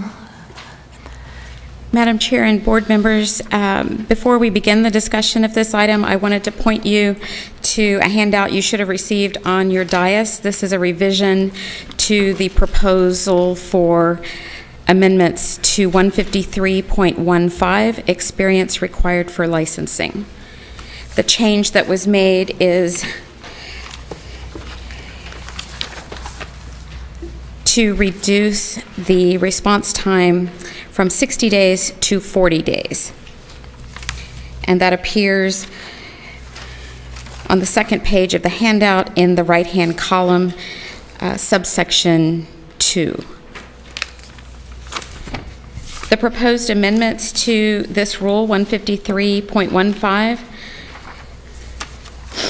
would encourage applicants to submit experience work files in connection with a license application sooner by reducing the response time from 60 to 40 days. This change, in addition to other internal improvements and processing changes, would reduce overall application processing time and the average time to issue a license. The amendments would also allow applicants to request an extension of time if needed. They clarify that a failure to respond to a request for work files or the submission of experience files that do not comply with the Uniform Standards of Professional Appraisal Practice, or USPAP, may result in the denial of an application. The amendments also distinguish that a license holder who is applying to upgrade an existing license and submits work files that do not comply with USPAP may also be subject to disciplinary action in addition to the application being subject to denial. The Enforcement Committee recommends the proposed amendments to implement recommendations from the Sunset Commission, directing the board to evaluate and update key performance measures, including the average time to issue a license. The proposed amendments to Section 153.24, complaint processing, clarify the process and set forth the criteria for prioritizing complaint investigations. The proposed amendments also clarify the delegation of authority and who must sign agreed resolutions of complaint matters under the Occupations Code. The Enforcement Committee is recommending the proposed amendments to implement recommendations from the Sunset Commission, directing the board to prioritize complaint investigations based on the risk of harm each complaint poses to the public, and to improve the investigative process and reduce complaint resolution timeframes. The proposed amendments to TALCB Rule Section 157.25, temporary suspension, clarify the temporary suspension process and set forth the criteria for seeking a temporary suspension when a complaint investigation is pending. The Enforcement Committee recommends these proposed amendments to implement recommendations from the Sunset Commission. The proposed amendments to Section 159.204, complaint processing. This is the complaint processing rule for appraisal management companies, similar to the complaint processing rule for appraisers that we just discussed in 153.24. The proposed amendments here clarify the process and set forth the criteria for prioritizing complaint investigations for complaints received against appraisal management companies. The proposed amendments also clarify who must sign the agreed resolutions of AMC complaint matters. And the Enforcement Committee is recommending the proposed amendments to implement recommendations from the Sunset Commission. Staff also recommends proposing the amendments as presented. Madam Chair. Mr. Jeffries. First of all, I'd like to commend the Enforcement Committee on tremendous amount of hard work in this particular area. We heard about it yesterday, and I'm duly impressed with what they were able to achieve. And I'd like to move that staff is authorized on behalf of this board to submit amendments to 22 TAC 153.15, 153.24, 157.25, and 159.204 as presented for publication and public comment to the Texas Register, along with any technical or non-substantive changes as required for the proposal. I second. Thank you. We have a motion and a second. Is there discussion? I'd just like to thank you for your kind words. We appreciate it, and there's a lot of work to do, and we're ready to keep on doing it. Thank you. Any additional comments? All those in favor? Aye. Anyone opposed? Motion passes unanimously. We'll move to agenda item number 16, discussion and possible action regarding the Sunset Commission Recommendations 3.5, the development of a process to document and track non-jurisdictional complaints. Good morning, Madam Chair, board members. Troy Bollier, Director of Standards and Enforcement Services. And as I mentioned yesterday, what you have in front of you for item 16 is a basic process for tracking and reporting on non-jurisdictional cases. You can see in the materials both the sample letter that staff will be able to easily send out to a complainant, and when appropriate, copy the state agency that we believe the matter ought to be referred to. The Versa system will allow us to track, export, and then report on that information, which you also have in your materials, the pie chart mocked up that shows you an example of what that would look like, so that you can see those cases that we're able to refer to another agency and those cases that we were unable to refer to another agency. I'd be happy to answer any questions if you have them. Madam Chair. Mr. Bolton. I move that the board establish the process to document and track non-jurisdictional complaints as presented by staff. Second. Motion by Mr. Bolton, a second by Ms. Lynch, and these were items that we workshopped extensively yesterday, so thank you for your input there. Any discussion? All those in favor? Aye. Anyone opposed? Motion passes unanimously.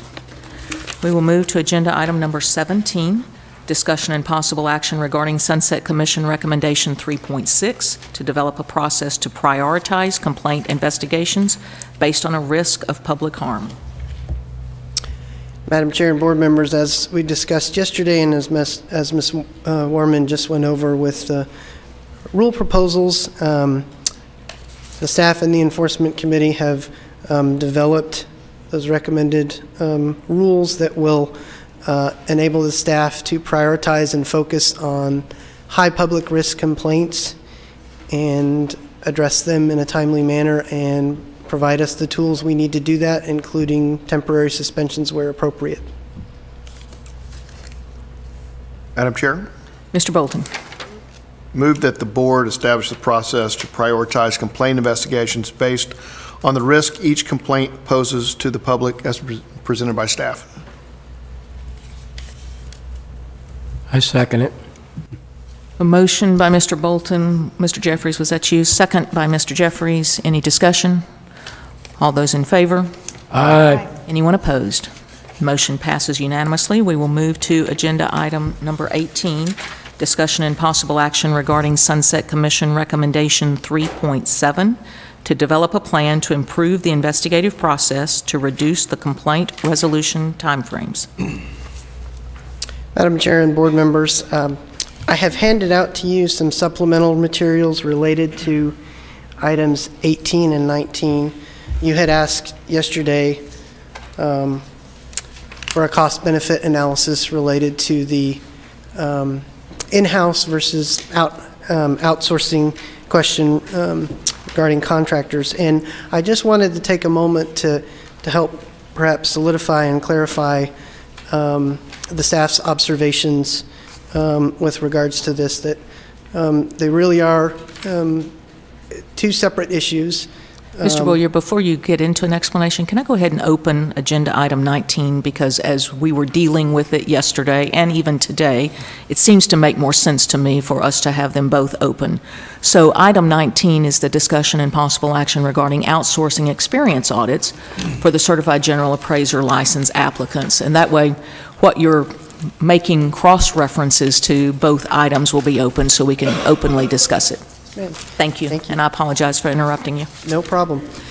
So if you look at the staffing projections chart that we've handed out, I've had the staff update that to account for outsourcing that we were discussing yesterday in the workshop, and that's where you can see the yellow box that says outsourcing of commercial complaints and audits. Reminding you, of course, that that's outsourcing a portion of the entire process, if you will, just the review. And what I wanted to stress and point out was that these are projections, and it's limited data, and so we don't know where we might end up in 6 months or a year. So I wanted to be clear that this is our best guess estimate. I did also want to make clear, though, that outsourcing the commercial experience audits and complaints, I think, would be very helpful and beneficial. But I do want to make sure that we strike the right balance between having enough in-house staff and the outside contractors. As I mentioned yesterday, historically and traditionally, most of our volume, complaint-wise, is on the residential side. And in fact, historically, when we've had commercial appraisers in-house, most of what they do has in fact been on the residential side. So I want to make sure, as the board considers policy decisions on what the right balance is between the number of additional employees and contractors, that you understand that while the outsourcing the commercial audits will be definitely helpful, the pilot program that we've done based on the $30,000 you authorized in August has been great.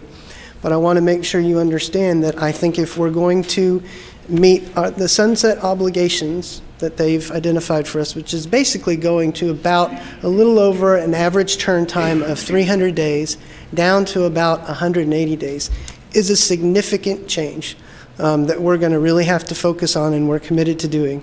But I just want to make sure that when deciding what that balance is, that we're aware of, and we'll have to see as we go along, because again, a lot of this data is based on assumptions.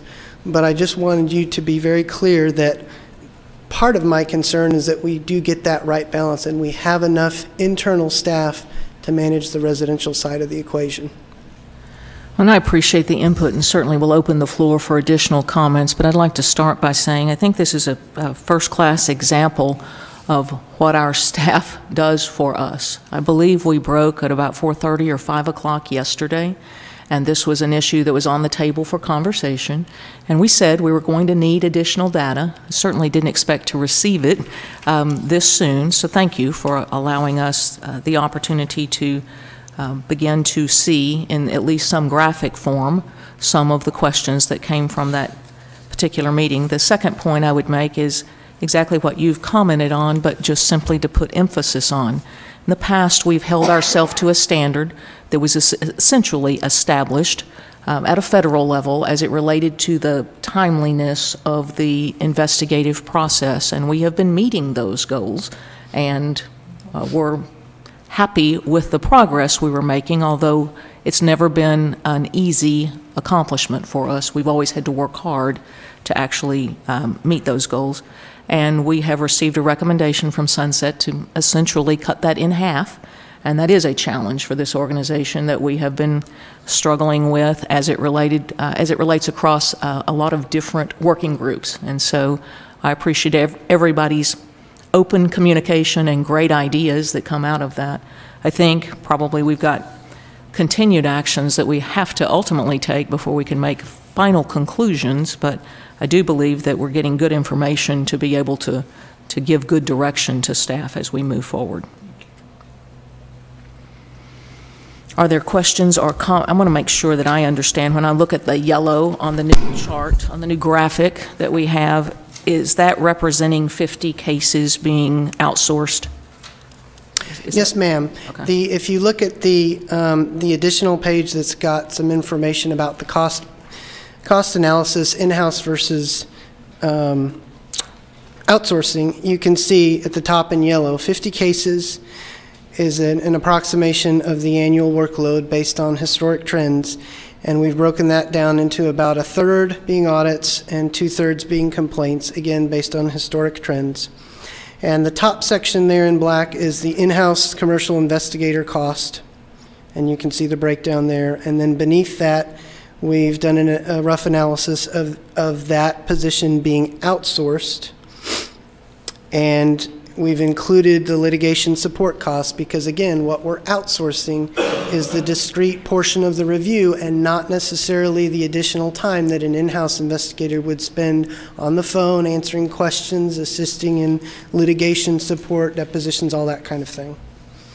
It basically, based on these rough numbers, and again, they are rough numbers, I want to stress that, is mostly a wash, but as we discussed yesterday, the positive on that is that it does move an otherwise fixed cost into being a variable cost that can be scaled as we go forward and see what the future holds. Because again, limited data, this bubble of commercial audits may subside. We don't know. And again, simply because we have received a lot of information over the course of the last 2 or 3 days, currently the graphic that we're holding, does it represent the hiring of, right now we have a vacancy at the investigative level, and there is a request to hire at least one additional person, is that correct? Yes, ma'am. So the graphic depiction, would the top graphic be the one that would meet that request? Mm-hmm. Yes, ma'am. So if you look at the graph, the bottom tier there, where it says 5 plus OS outsourcing, that's if we were fully staffed currently. Correct. We have one vacancy right now, so as a practical matter, we're actually at 4. Mm-hmm. But that is historically, as we discussed yesterday, that we've had 5 investigators for the last several years with varying degrees of vacancy over time. The middle section would be if you added 1 additional investigator, and then the top section reflects adding 2 additional investigators. So if we only add 1 additional investigator and we continue outsourcing a portion of the cases, we still would not meet the requested turn time, if you will. Well, and I want to be clear on that this has a lot of assumptions built into it. So we may not meet that goal. I don't want to say we will or we won't, because I honestly don't know. But I wanted to make it clear that, you know, based on this data, we're certainly going to need more staff.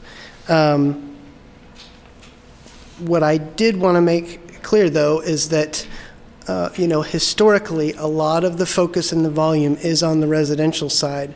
So I didn't want you to have the misimpression that by outsourcing all of the commercial, it was going to make it, it's still going to be quite a challenge to come from almost a year turn time on complaints and get it down to where Sunset is asking about 6 months.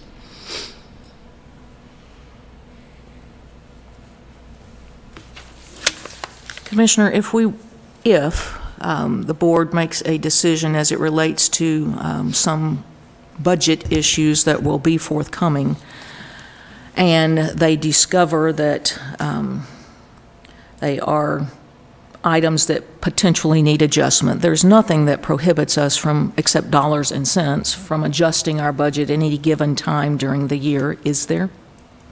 No, that is correct. So if in fact, for example, in this case, I know the Enforcement Committee discussion and our initial workshop discussion yesterday was the potential of adding 3 additional staff in addition to outsourcing what we currently have, right? And then adding 3 additional staff, outsourcing all the commercial, adding 3 additional staff, another investigator, another attorney, and another legal assistant.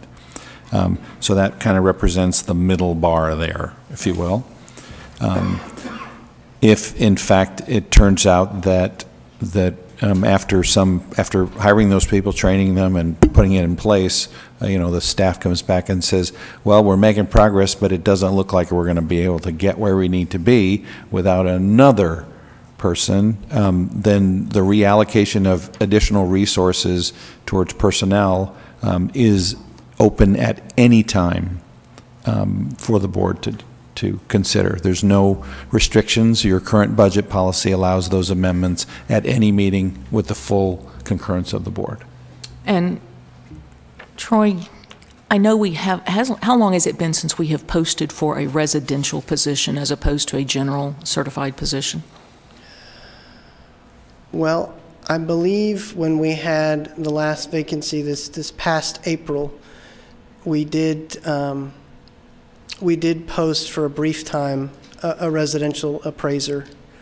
So it would have been last April. Okay.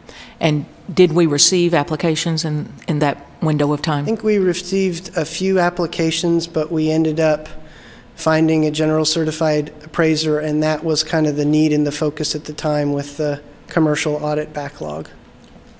So I guess what I'm wondering aloud, board, just for conversation's sake, is how quickly we'll be able to fill the position anyway, right? If we can at least get one on board and moving that direction, and maybe we'll have a better understanding as we understand the pool of available resources. Well, and the other big picture thing that I wanted to make clear to the board members is that I do believe adding the legal staff, the attorney and the legal assistant, will make great inroads on that number, because there is a legal bottleneck. But I want to be clear also that I think in order to get to that number Sunset wants us to be at, we also have to open the pipe on the other end, on the investigative end of what's coming in to be addressed legally. And if we were to work through a stepped process, if you will, you were present for the workshop conversation about the ideas that we had in terms of increasing efficiency and moving forward. And if we stayed on that path, how long would it take you to get someone, and again, I recognize each of these questions is not finite. Your answer cannot be finite, but generally, how long does it take you to get someone up to speed when you bring them in on the appraisal side in the investigative capacity? Well, I would say 6 months. I mean, we're going to have to hire them and train them. Obviously, what they bring to the table is knowledge of appraisal methods, skills, and techniques in review. The challenge is to get them to understand they're in an investigative role, and best practices and other such things that might be applicable in a reviewer context are not an enforcement focus. So it takes some time to get them trained on the investigator side of the position, if you will. So, Troy, just kind of overall what you feel. I understand that there are some reservations. There's some limited data here. There's some concerns overall, and we're looking at going in a different direction, at least with regard to the commercial side of things. I mean, what's your impression of that? It seems to me that these are all valid concerns, but does that give you pause to go forward with that? I think the outsourcing is a great idea. The pilot program has worked very well. And as I mentioned yesterday, the average turn time on that was under 30 days. So I think that that is a great opportunity. In the short term, it will help us get out of the backlog we have. Like I stressed yesterday, it's a huge difference if I hire one internal commercial appraiser and they're doing one at a time versus I have a pool of 6 to 10 who are all simultaneously doing one.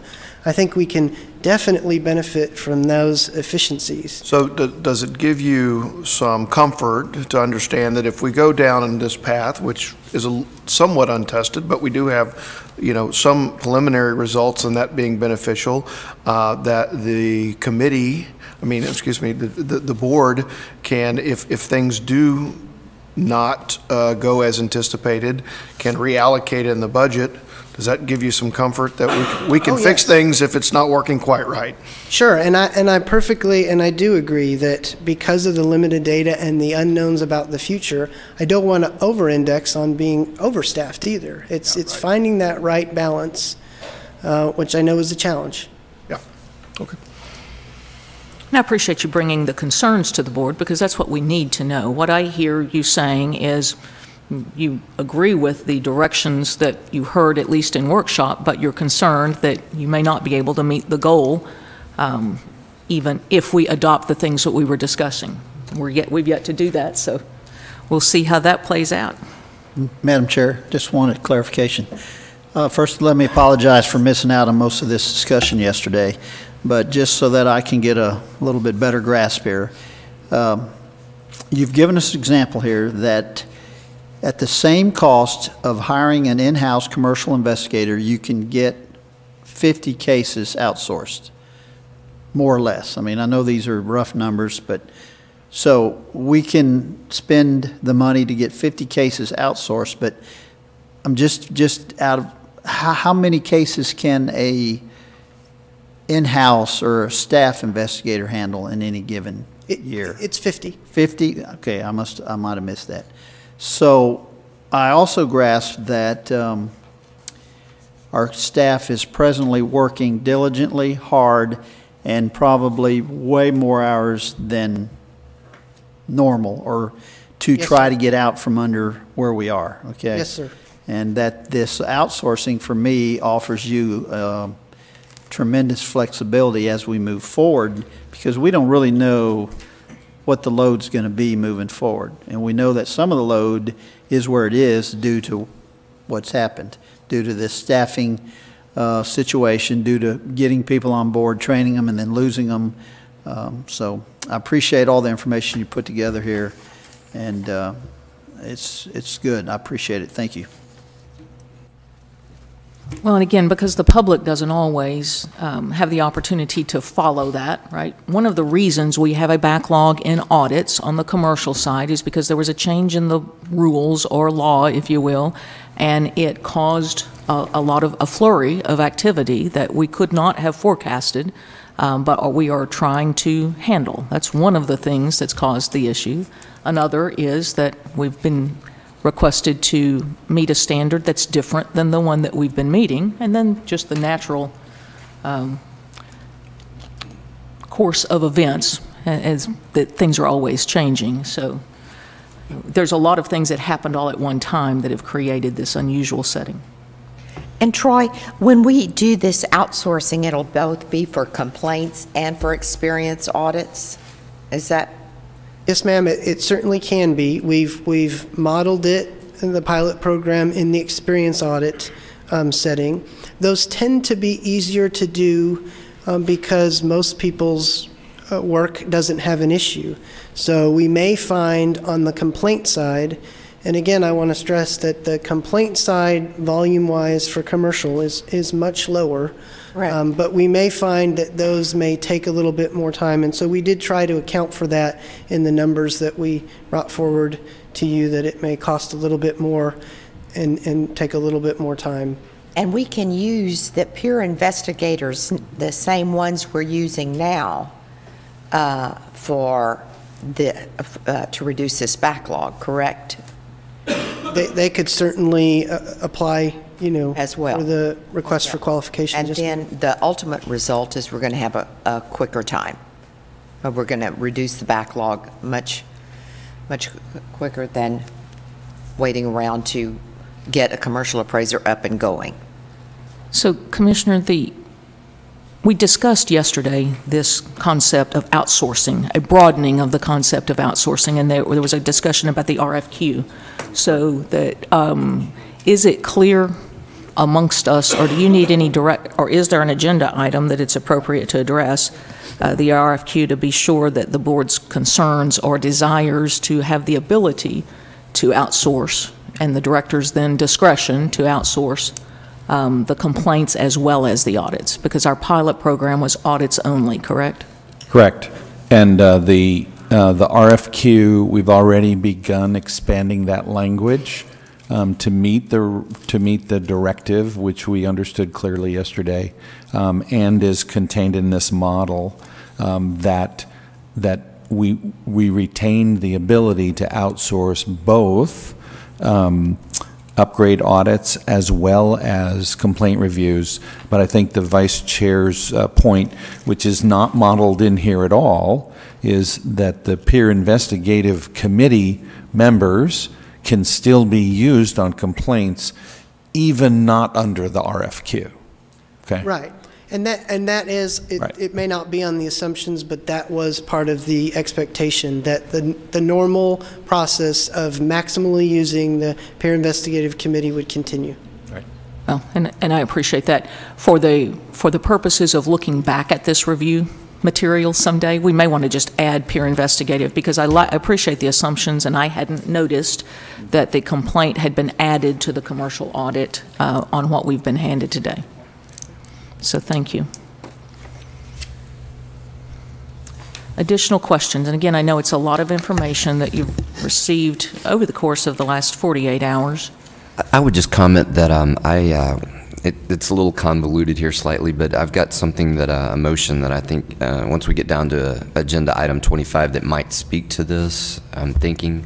So I'm not real sure how it all ties in, but yeah, I think so. We've got agenda items 18 and 19 open, and when you're finished asking questions and have whatever clarity that you need for that purpose, I think we can probably address them in order. Understood that at the end of the meeting, near agenda item 25, the dollars that need to be moved in order to affect this will be handled on agenda item 25. We may have to move it around as we go. We'll see. We'll see what the motions are. Good news is we have capable staff that hopefully somebody has a calculator, right? Madam Chair. Mr. Bolton. I'd like to make a recommended motion to move that the board approve and implement the following plan to improve its investigative process and reduce complaint resolution timeframes. The first being a delegate authority to approve and sign agreed orders and surrenders to the board chair. Additionally, seek statutory changes to authorize delegation for a single board member chosen by the chair to approve and sign agreed orders and surrenders. Then to amend TALCB Rule 153 TAC 15 and reduce the time frame for applicants to provide experience files from 60 days to 40 days. Additionally, outsource appraisal review services from certified general experience audits and complaints against certified general appraisers. Also, seek statutory change to allow peer investigative committee members to provide appraisal review services for experience audits, and to hire 3 new enforcement staff members, including a certified residential appraiser, an attorney, and a legal assistant. Second. Thank you. We have a motion and a second. I'm sorry? Is there discussion? I have a question. Currently, we have a staff position that is open, that is a general designation, but we hear a request for, or potentially, we've had discussion about whether or not we'd be better served if that position was residential in nature. Do we have to do anything to reclassify that position? Just request us to do so, but I understood that to be the direction that we were going. But if you want to be very specific on the record about that, I would add that to your motion. I simply want the board to understand or at least be in agreement with that. So the hiring of the new person is residentially focused. The vacancy we currently have, if I'm correct, is commercial or general certification. And if the intent is to fill the vacancy that currently exists with something other than general certification, I think we should be sure that we're all on the same page. Madam Chair, may I amend my motion? Yes, sir. To the amendment would be to clarify that additional that filling the vacancy. Yeah, that filling the vacancy, in addition to an additional certified residential appraiser, the additional vacancy would be for an additional certified residential appraiser. Is that clear? Clear. So what I heard was we're reclassifying the open investigator position from certified general to certified residential investigator. You've summed up my motion amendment very well. Does it need a second? Is that acceptable? Yes, I will second the amended motion by Mr. Bolton. And again, we're doing difficult things, so I want to pause again and ask for an opportunity for discussion. Yes, let's clarify that. Are we specifically saying we're not going to seek a posting for a general, only a residential? Why isn't it both, either or? Because I thought you said earlier a general can fill both positions. Are we talking about the difference in salary? What's our concern here? I just don't want us to lock ourselves into something too specific and then keep us out of a more flexible position, because I thought I heard you say that a general certified investigator can do both. Well, Buster and I may be able to help you from the workshop conversation. I agree with you that general can do both. I think one of the hopes of the conversation yesterday was that if we free up some additional dollars, that commercial work could be done on an outsourced basis, and that we might have a higher response rate at the residential side, and that we heard staff say that they thought that would be the most helpful in terms of moving things forward. So again, I appreciate the clarity. I just want to be sure we're not backing ourselves into a real specific and then we lose some flexibility here. I mean, we could get somebody apply that. I mean, I just want to make sure we're thinking this through, because we're tackling a whole bunch of stuff here in one motion. Agreed. And I will tell you that one of the... in our haste, we might find out when we look back that, oh, wait a minute. Again, I just want to make sure we're vetting this through and making sure we're not backing ourselves into a corner here.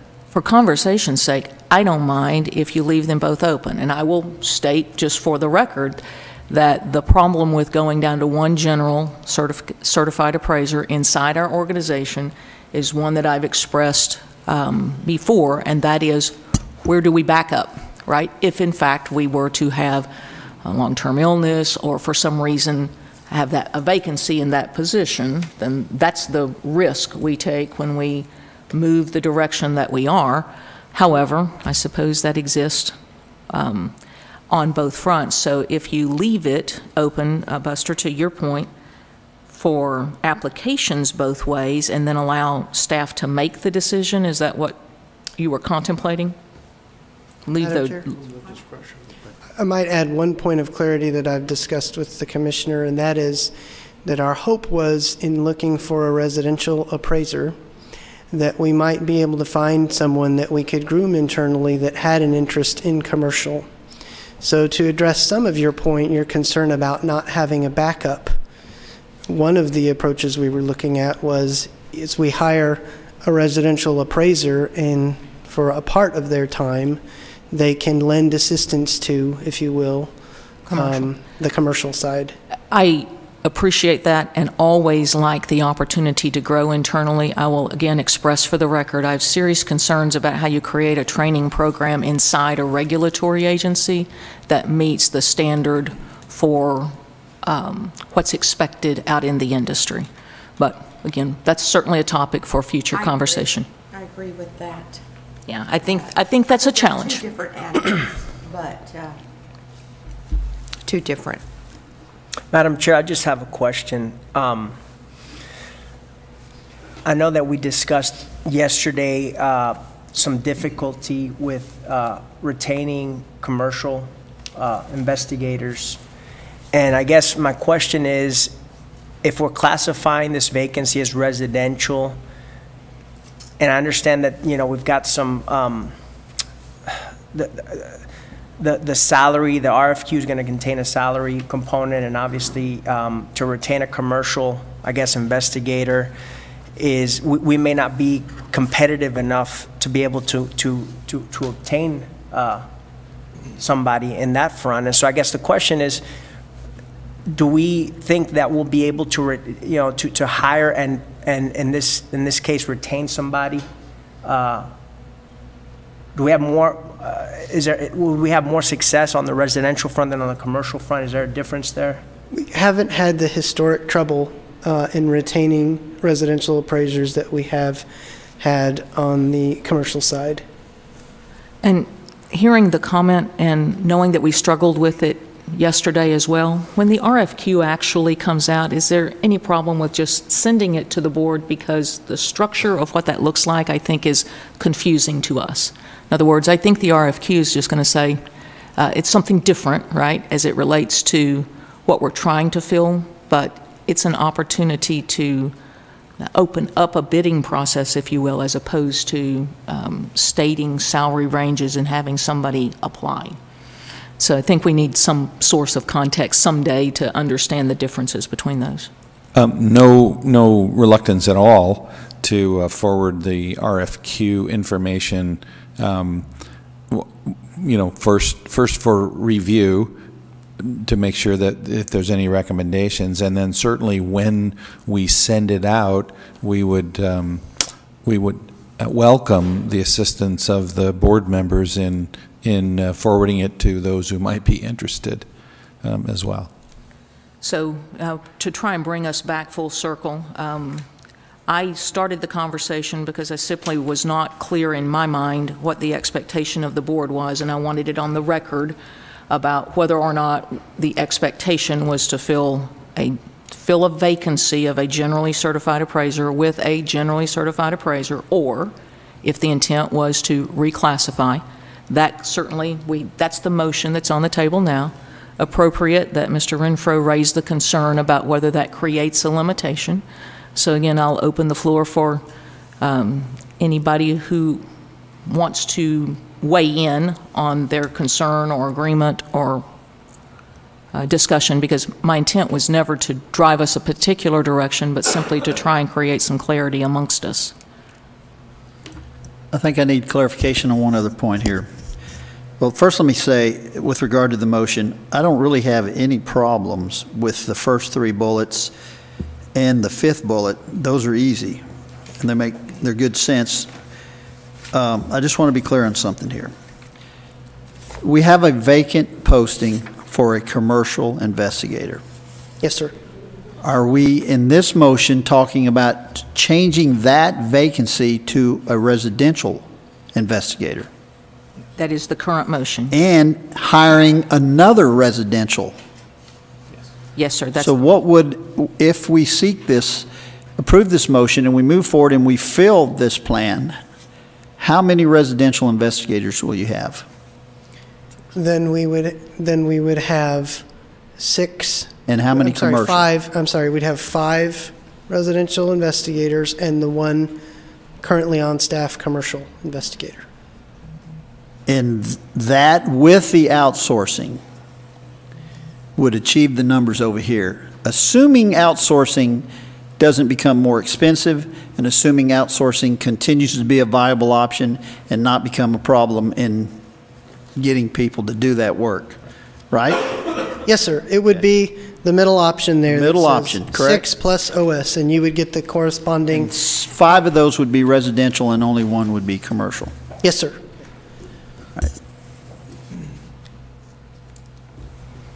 So we have an active motion and second. We are still in discussion.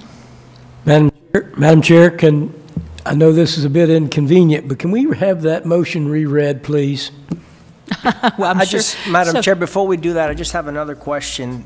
So then, if we're looking at the middle analysis here, and we have two new residentials coming in, if we had one of those general and 1 residential, would that time frame change at all? Because I know the ultimate goal here is to drive down the number of days that, these turn times to somewhere in the 6-month range. And so this, I guess 209 days is the projection, would be based on, with 2 new residential investigators.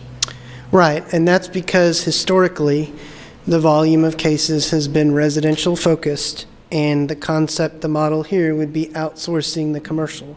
Because right now, as of late, the in-house commercial investigators have been tied up and focused on the commercial audit backlog.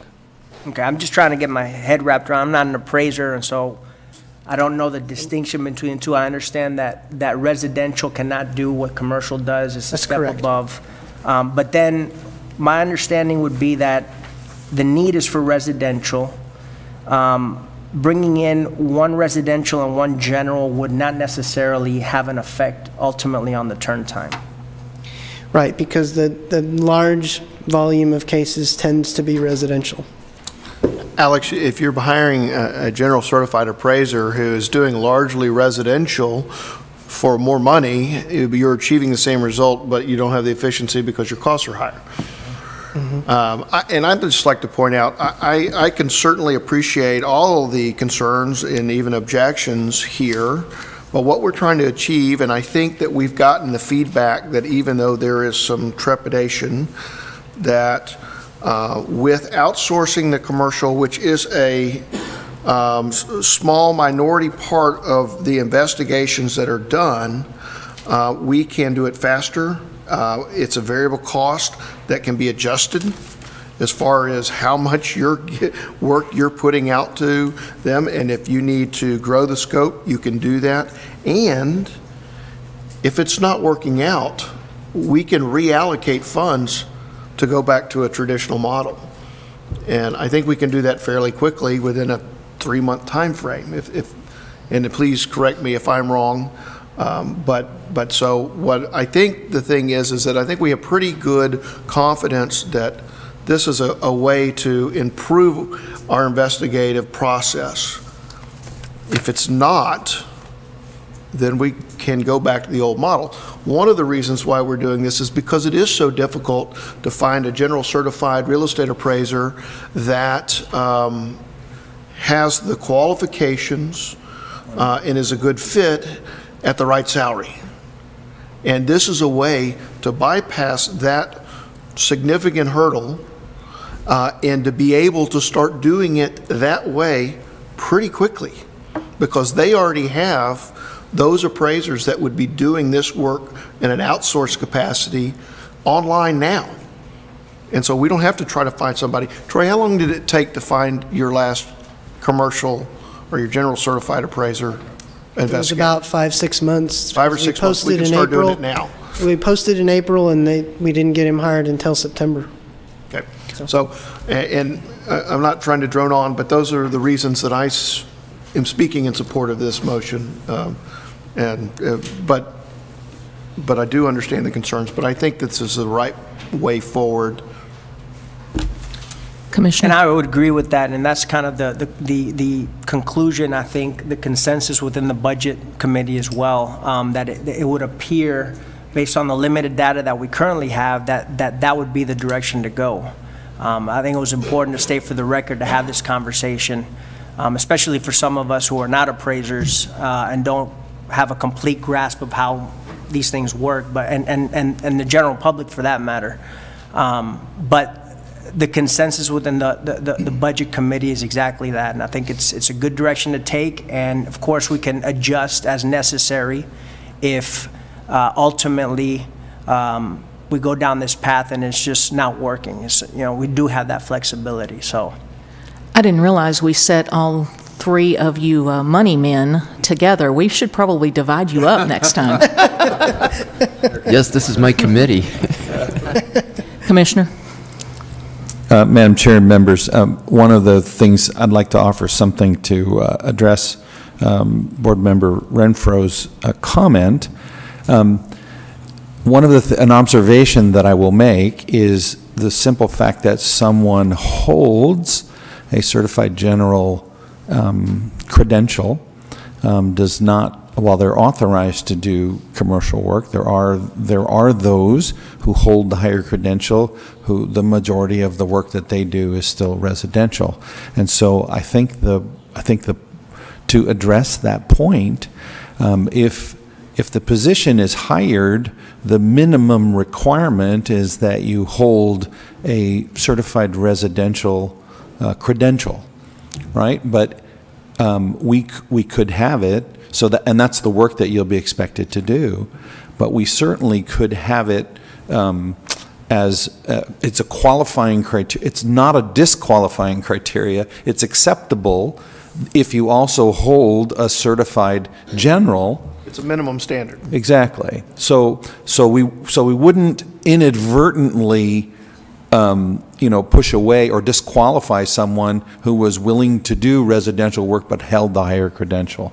I think that's would be an appropriate accommodation to, one, alleviate that concern, and two, just leave open the possibility that we get someone with significant commercial experience, but that is their current practice is residential, and they're willing to do residential work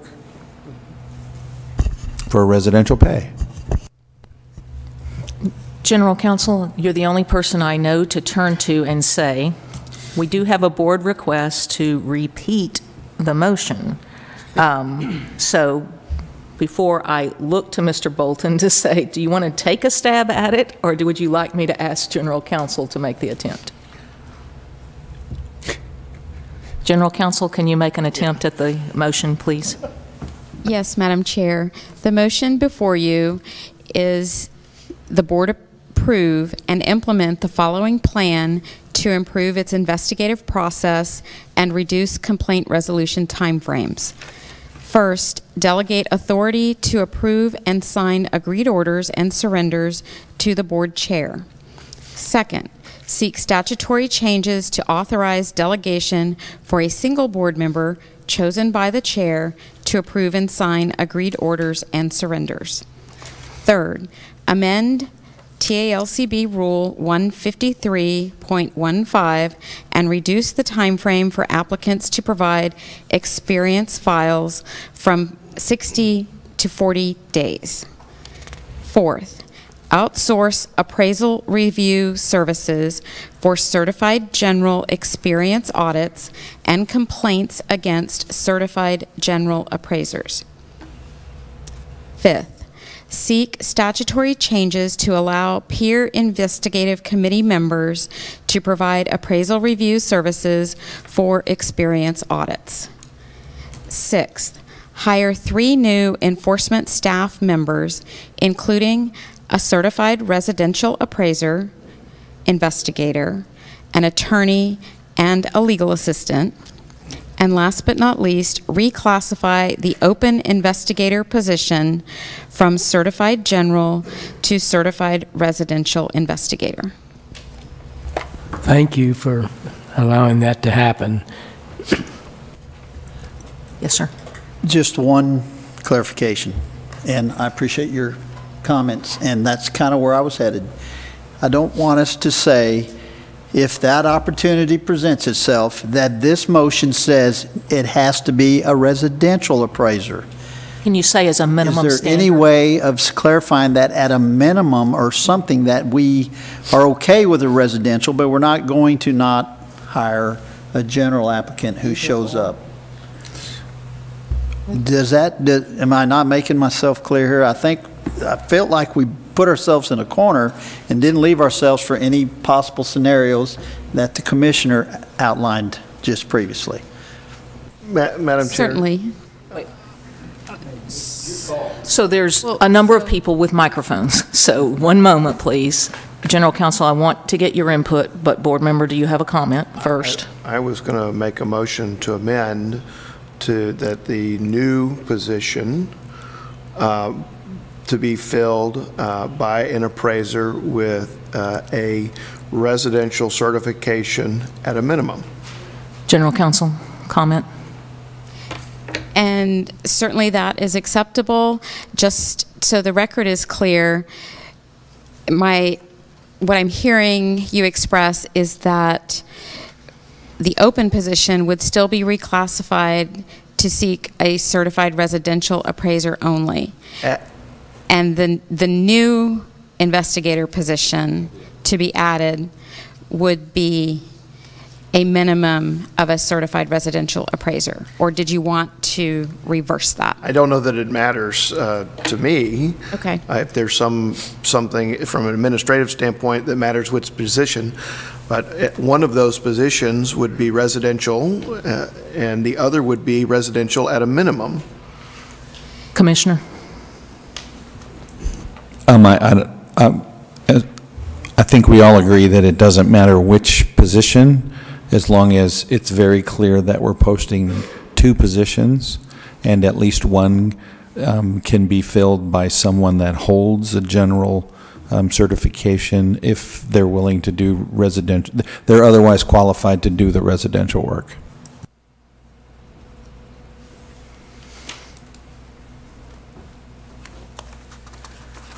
Board Member Renfro, the amended motion sounds great to me.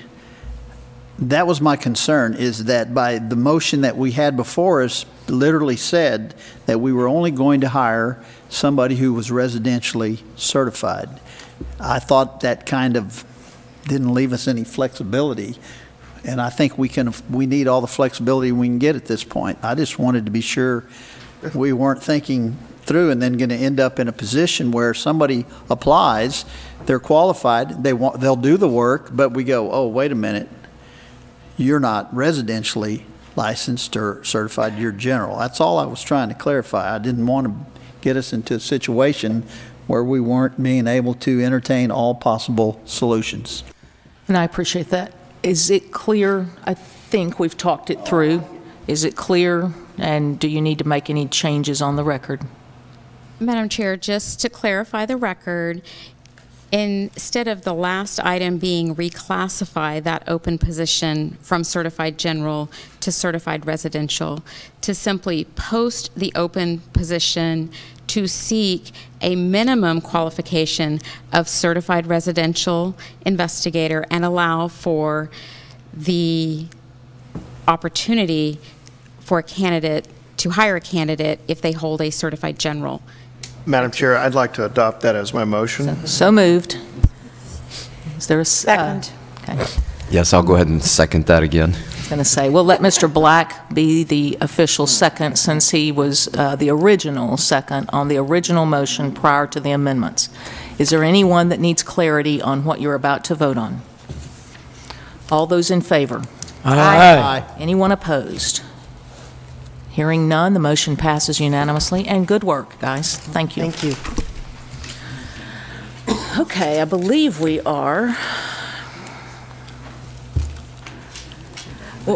Well, we've agenda item 19. Let's just go there because it's discussion and possible action regarding outsourcing experience audits to certified general. I opened that with 18 because we were actually talking about that item. Does staff need any additional clarity regarding the outsourcing, since we've just given you some clarity as it relates to agenda item 18? Unless General Counsel has any other insight, I think agenda item 19 was disposed of in the prior motion, or taken care of, not disposed of. Very good. We'll move to agenda item number 20, discussion and possible action regarding completion and implementation of other sunset recommendations for the TALCB.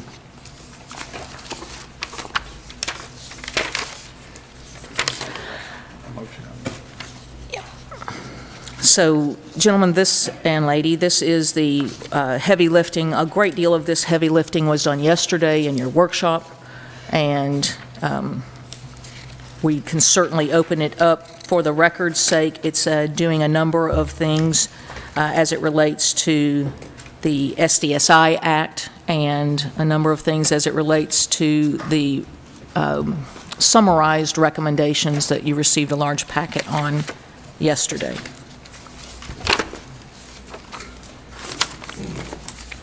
So I was going to say, you might, General Counsel, can we get a little bit of briefing, because it is so voluminous in nature? I think there's a hesitancy about how much detail you need in a motion.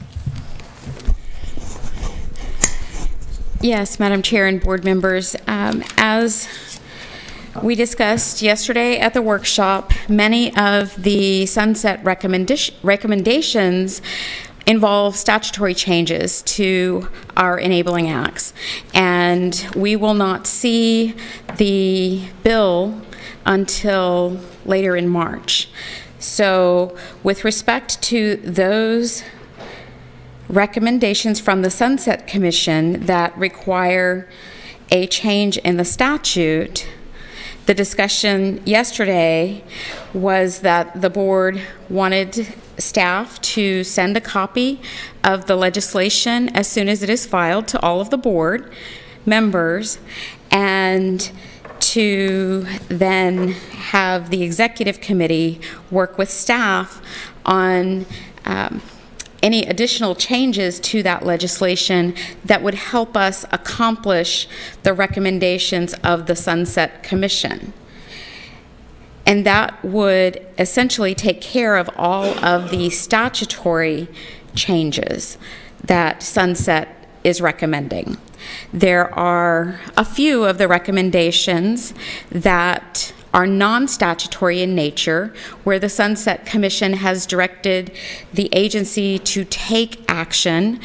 For example, in sections 1.2 and 1.3 of the sunset recommendations, we were to evaluate our performance measures to develop a budget policy. And then 1.4 directed us to update our investment policy and reserve fund policy. So many of those items have already been accomplished, and or will be addressed in agenda items later in this meeting. So this is simply the discussion and possible action with respect to all of those recommendations. A motion with respect to the statutory recommendations is what is needed here, and then we have had specific motions and or we have already completed the non-statutory recommendations, and so, or those were addressed, like we just addressed 3.5, 3.6, and 3.7 in agenda items 16, 17, and 18. Okay, in light of the fact that the executive committee has kind of taken this issue up for now 3 days in a row, I think it's probably easiest, if you all don't mind, I generally don't try and make the motions, but I think I'm probably equipped to do this one. So I believe the motion would be that I move that we recommend to send a copy of the sunset what should I call it, bill to the entire board as soon as it's received, and we're looking for the authority from the board to authorize the executive committee to be the staff go-to for the statutory changes, because we will not have the opportunity to assemble as an entire board. The rest of the issues, I believe, are handled as individual agenda items and don't require any additional action. Can I get a second? I second it. Thank you. Now we can talk about it. I realize that the motion was a bit had more words or some explanation associated with it as well. But generally what I'm looking for is direction about sending the entire bill so that you can have knowledge and conversational input, but directing the authority to move forward with recommended changes to the executive committee. Madam Chair, I'd like to just thank the executive committee and staff for taking on some of these larger issues that have lots of pieces, and but thank you for taking on those items and making them seem relatively easy in your motion. Well, good. We want it to look easy, because the rest of it's been a little... The rest of us look good. Okay. So we have a motion and a second. Additional discussion? All in favor? Aye. Anyone opposed? Motion passes unanimously. We will move to agenda item number 21. And thank you, General Counsel, for helping us with that. Madam Chair, I just wanted to make clear for the record, those new recommendations, including electronic submission of licensing information and the 2 reporting requirements, would be simply accomplished by directives to the staff. So do those need to be a part of a motion? Or is it clear? That is our intent. The staff to do that. Yes. Good.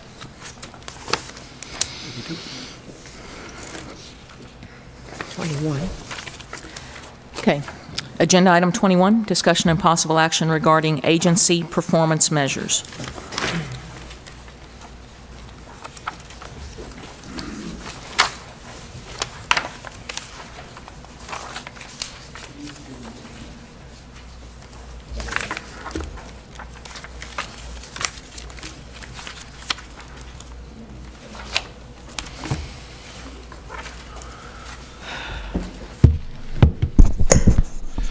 Madam Chair and members, under agenda item 21, the Sunset Commission recommended that the board that the agency review all of its performance measures and adopt those that are meaningful to provide the level of oversight that this board expects of its staff, and an increased level of oversight for more precise measures. Yesterday you received, during the workshop, a synopsis of the staff recommendations with respect to all of the existing measures that are found in the strategic plan. And that involves it's a very detailed work list that we worked through yesterday on the recommendations of which measures we recommended to be changed. There was 1 elimination, there were 5 changes, and then the majority of them moved from quarterly measures to actual monthly and quarterly reporting. So in addition to the review of the measures, we reviewed all of the reports that you would receive so that you have sufficient information at these quarterly meetings and in between meetings with the monthly reports to be able to have all of your questions answered and to be able to give effective guidance to the staff. Okay, so and I'll look for the general counsel if need be to help with an appropriate motion to essentially, after we went through all of that workshop discussion yesterday, I believe that we were able to answer all of your questions, and I believe that the recommendation that we put before you, both for revamping the current measures, coming up with additional quarterly reporting for your meetings, as well as the monthly reports, moving many of those data items to monthly reports and providing them to you both by link every month as well as at the quarterly meetings, and some at the annual workshop in November. I believe that all of your questions were answered on those specifics, and I just want to make sure that if that's not clear, or if any questions remain, I'm happy to try to address them. And then in a kind of a summary way, I believe General Counsel can help us fashion a motion. Let me make the first stab at it so that she can correct something that the board's actually proposing rather than the board following, something that has been given, unless someone else would like to. So my first stab would be to move to adopt revising the key performance measures as were presented in both the workshop session. I would add to that as a part of this process, the executive committee directed a creation of a document that is labeled inside our working documents, TALCB requested performance measures, reports, and data.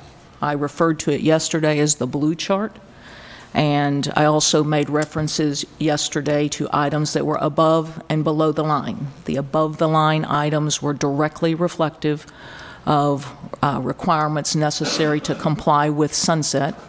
The items below the line didn't necessarily directly line up, but they are a result of the survey that we did of each of you about performance measures as we move forward. So as it relates to sunset today, that we revise those key performance measures associated with the sunset requirements.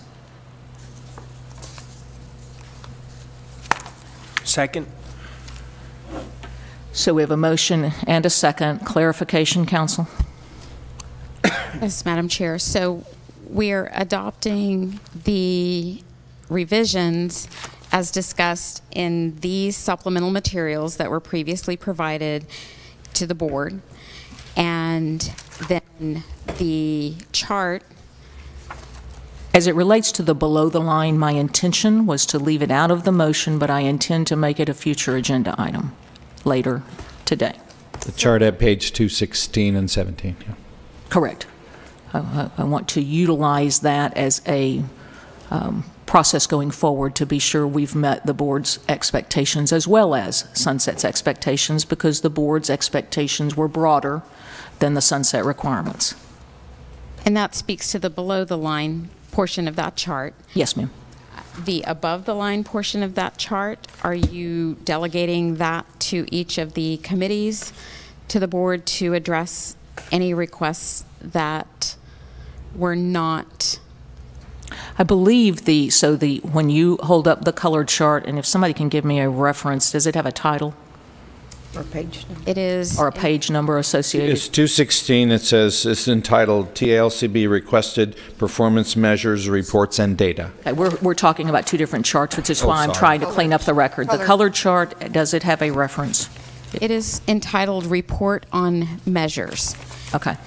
So, and let me withdraw my motion for a second, and contrary to what I normally do, we'll just talk about it before we have a motion, because I think it's too difficult to formulate it without it. So I understood the actions yesterday to be that we reviewed what we're calling the colored chart, and that generally we agreed with the changes, which meant we agreed to remove, in some cases, some standards that were no longer applicable, and we agreed to accept the changes in terms of frequency of information we received and the format within which we received it. So if I misunderstood that, if we weren't in agreement yesterday on those things, then I probably should just let you start speaking to any concerns you had about the colored chart. I think that was my understanding as well. There was a little confusion on the note that said deletion or recommend deletion when in fact that wasn't the case. I think that, yeah. So we did receive, again, yesterday in workshop, when Executive Committee reviewed these documents in the joint session with the Texas Real Estate Commission. I pointed out to you all yesterday, and your preliminary workshop documents also had indicators on them that in the strategic plan there were comments that said recommended deleting, when in fact recommended deleting meant alter. And you received in your workshop yesterday an altered set of those documents that was more reflective of what the intention was in the strategic plan. And so they had different notations out to the side that gave us better clarity yesterday. And so the intention was always the second set of documents you received yesterday, just the abbreviated version of the term recommended deleting was not reflective of what we were trying to do. So are you comfortable generally with the multicolored document, or do we need to speak to those? No, yesterday. So it was that was supplemental materials provided yesterday, so unless you, so hopefully you still have them with you? So. Yes. Okay, wonderful. Yeah, so we do generally still have them with us. Buster, do you have the benefit of one? Can you look on? I have the original one from the Executive Committee, but I wasn't there yesterday, and you must have revised it from Wednesday to Thursday. We did overnight. We stayed late to work on that. So for the benefit of the public, while we give Mr. Renfro the opportunity to catch up with us, I will just tell you that generally what we're looking at is a summarized version of a narrative version of the document that Mr. Sostri and I were just speaking to that had the recommended deleting language on it. The summarized version off to the far right describes what you used to receive in terms of timing and what the recommendations are. So you can see where in some cases you received reporting quarterly. It's now changing to annually, like how many people pass an exam.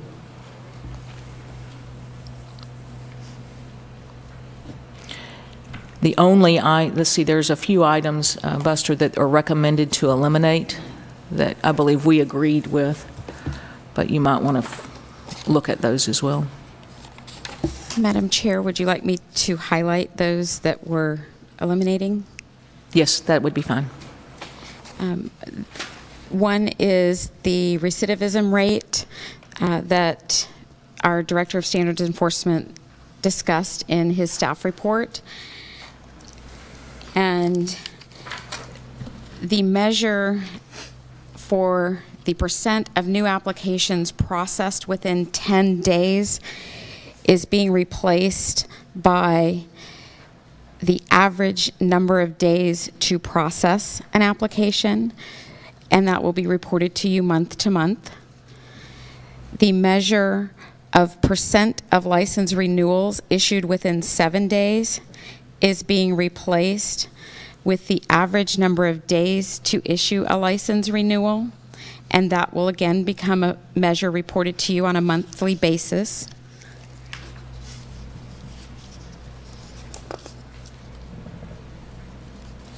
The percent of calls answered in less than 10 minutes will be replaced with the average hold time for calls and a revised target of less than 5 minutes. And that hold time will be reported to you on a monthly basis.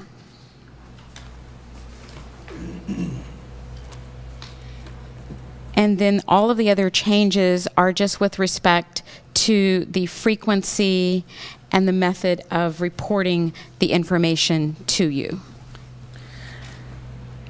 And so as we try and readdress this, is there something that the chart itself does not give you enough direction on? Because the question was posed, are we to send things back to committee? Is there anything on this chart that doesn't address that? I'm sorry, Madam Chair, I was referencing the blue chart. Gotcha. Not this chart. So again, I appreciate the clarity. If the motion were to be to revise the key performance measured presented in the altered form, and we'll again for an abbreviation call it the colored chart rather than the blue one, would that be enough direction to staff? Yes. So moved. Is there a second? Second. Is there discussion? Mr. Renfro, do you feel like you've had adequate time to review? All those in favor? Aye. Anyone opposed? Motion passes unanimously. Thank you for helping us with that. I apologize that I created confusion by speaking to the work that the board had done initially to create the directions associated with the ultimate colored chart. We are now on agenda item number 22. Madam Chair, before you move there, I think it would be appropriate to receive the approval of the board, an affirmative approval on the proposed, the new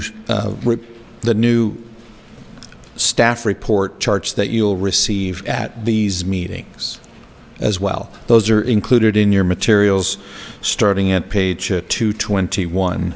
So yes, at yesterday's meeting, we were given a preview to the amendment to the kinds and types of reporting that you will receive, with the exception of a amendment requested yesterday, which I believe staff was present and agreed to make an alteration. Are there any other changes?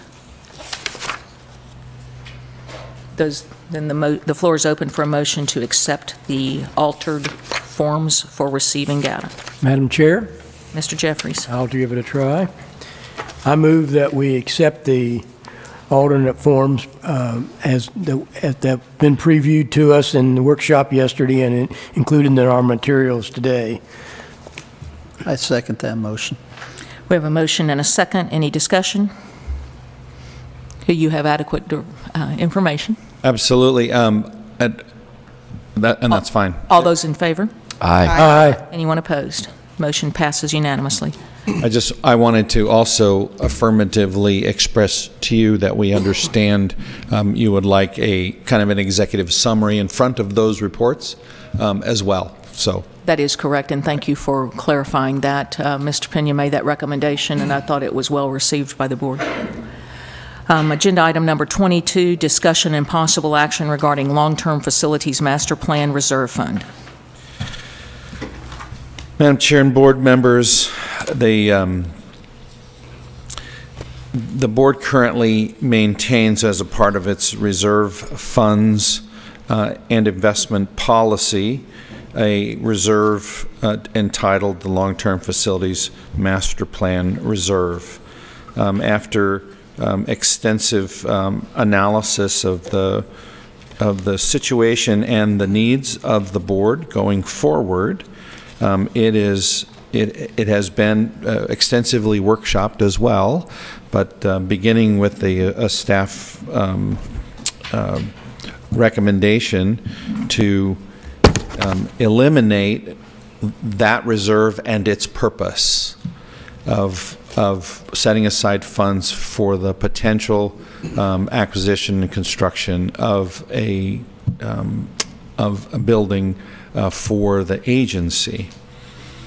It is recommended that particular reserve be eliminated, that the funds remain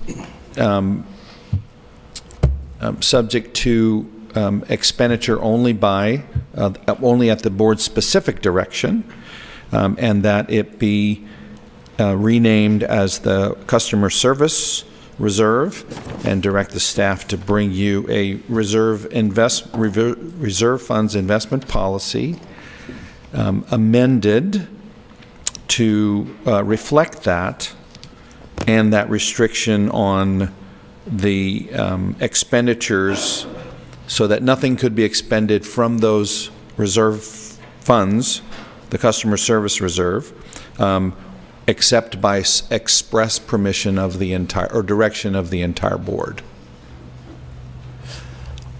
Madam Chair, I'll jump in then right away. This obviously affects the budget, extensively, and I've been a big proponent of the long-term facilities master plan reserve fund, but I think with the direction that we're headed now, that it's probably the best idea to go ahead and eliminate it as the commissioner is recommending. And you had tasked me with coming up with a name, and I like his idea of calling it the Customer Service Reserve Fund very well. So I agree with the commissioner on this, and there's some things we're going to talk about during the budget that will be directly associated to this. So I would agree as well that we need to eliminate it, or not eliminate it, rename it and reappropriate funds. Would that be an adequate way of saying it? Subject to specific direction from the board is what the policy would read. As much as I like to build, I think it's probably best that we follow the direction here of the Sunset Commission and what the commissioner has stated. I would agree with him.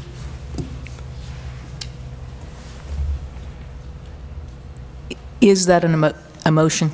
So, oh yes, if I need to put it in motion form, I will. I think they need action. Okay. So if you don't mind taking a stab at it, I'd Yes, appreciate okay. it. So I move that we, let's see here, we change the name, we keep the money, but we change the name of the Long-Term Facilities Master Plan Reserve Fund to the new name of the Customer Service Reserve Fund. Is that adequate enough? And that we limit, so the request to limit any expenditures to only those with express direction from the entire board? From the board, if yes. that's your intention. Yes, with direction from the board, those funds will be allocated.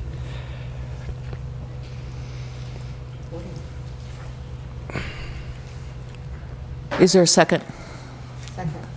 So we have a motion and a second. General Counsel, I know that you're writing as he's speaking. Can you restate the motion? Yes, Madam Chair. The motion was to rename the Long-Term Facilities Master Plan Reserve Fund to the Customer Service Reserve Fund. And what I heard was to amend the board's reserve funds investment policy to reflect that name change, as well as the directive that any expenditures from that fund would be as directed by the board. Yes, that was the intent of the motion. As it relates to any additional work that would need to be done to consider any changes necessary from language that was associated with a master long-term facilities master plan and a customer service plan, does the board desire to direct staff to perform that, or does the board want to handle any of those alterations at a committee level? Or is it necessary? Well, I suggested that as a part of the motion it be understood. I apologize for not being clear about that. To direct the staff to bring back a proposed amendment to the policy for the approval of the board. Yes. And I heard Okay. you. I'm Sorry. trying to get it into the motion if that's the intention of the board. Yes, that would be the intent of the motion, of my motion as well. All right. We have a motion second, and again, I'm sorry that all of this is difficult today, so I appreciate everybody continuing to hang with it. Are there any questions since we are in the discussion phase? A little discussion, I guess I would say just, you know, I like the wording of it. Of course, customer service reserve fund. Some might say, well, are they customers? Well, I believe the intent is that we're trying to address things that the Sunset Commission had brought up. So to me, customer service is a great way of saying it. But although it might be raised, well, customer service, but the idea is to use that funding toward what I would consider generically customer service and improve our customer service, essentially. So just to throw that out there. No, I appreciate that. Just a clarification. I like the direction here, but we're changing the name of the fund. Are we changing the way the money can be used? I mean, the process by which the approval of using the funds, I mean, there had to be some process in place for the original fund. So we are changing that to, please Yes. clarify, what's the new process? Well, first, the new process would be to bring back an amended reserve funds From the investment staff. policy to reflect the changes being requested in the motion. And that would be a change of the name of this fund, as well as a change to how the money in the fund could be spent to reflect that expenditures from that fund would be as directed by the board. So any expenditures would require board approval. Full board, Correct. but not go through a committee of any type. That's correct. Right. And that's exactly the way it was previously, just for clarity. So the Long-Term Facilities Master Plan Reserve B4 was determined based on a review of the projected year-end balances of our budget. And those reserves were set aside for considering a potential facility in the Capitol complex. In the past, the Long-Term Facilities Master Plan Reserve could only incur expenditures towards that plan, so that was the first limitation, and when approved by the board as a whole. So I believe what I understand is we're going to get a revised reserve policy associated with customer service to bring forward to the entire board for consideration. That's correct. And so one of the, to address what I believe is behind Mr. Renfro's ask for clarification, is that there is not a corresponding committee, if you will, that is designated to consider and make recommendations. This is a full board function. For sure. Any additional clarification needed? Do you have the information you need to feel comfortable to make a vote? All those in favor? Aye. Anyone opposed? Motion passes unanimously. We will move to agenda item number 23, discussion and possible action regarding possible amendments to the TALCB Reserve Funds Investment Policy. And that, Madam Chair, has been adequately accounted for in the prior motion. We will So this move to agenda item is... Agenda item 24, discussion and possible action regarding possible amendments to the TREC, the TREC, and TALCB Memorandum of Understanding. That was placed on the agenda at my request in case of need. It's my understanding that at this moment we don't need to make alterations, but may address some in the future. So does staff need any direction? Madam Chair, if I might, suggest that it would be appropriate for the board to direct the staff to prepare an amendment to the MOU that eliminates paragraph 4F, because that is the one that obligates the board to participate in the long-term facilities master plan on a pro rata basis.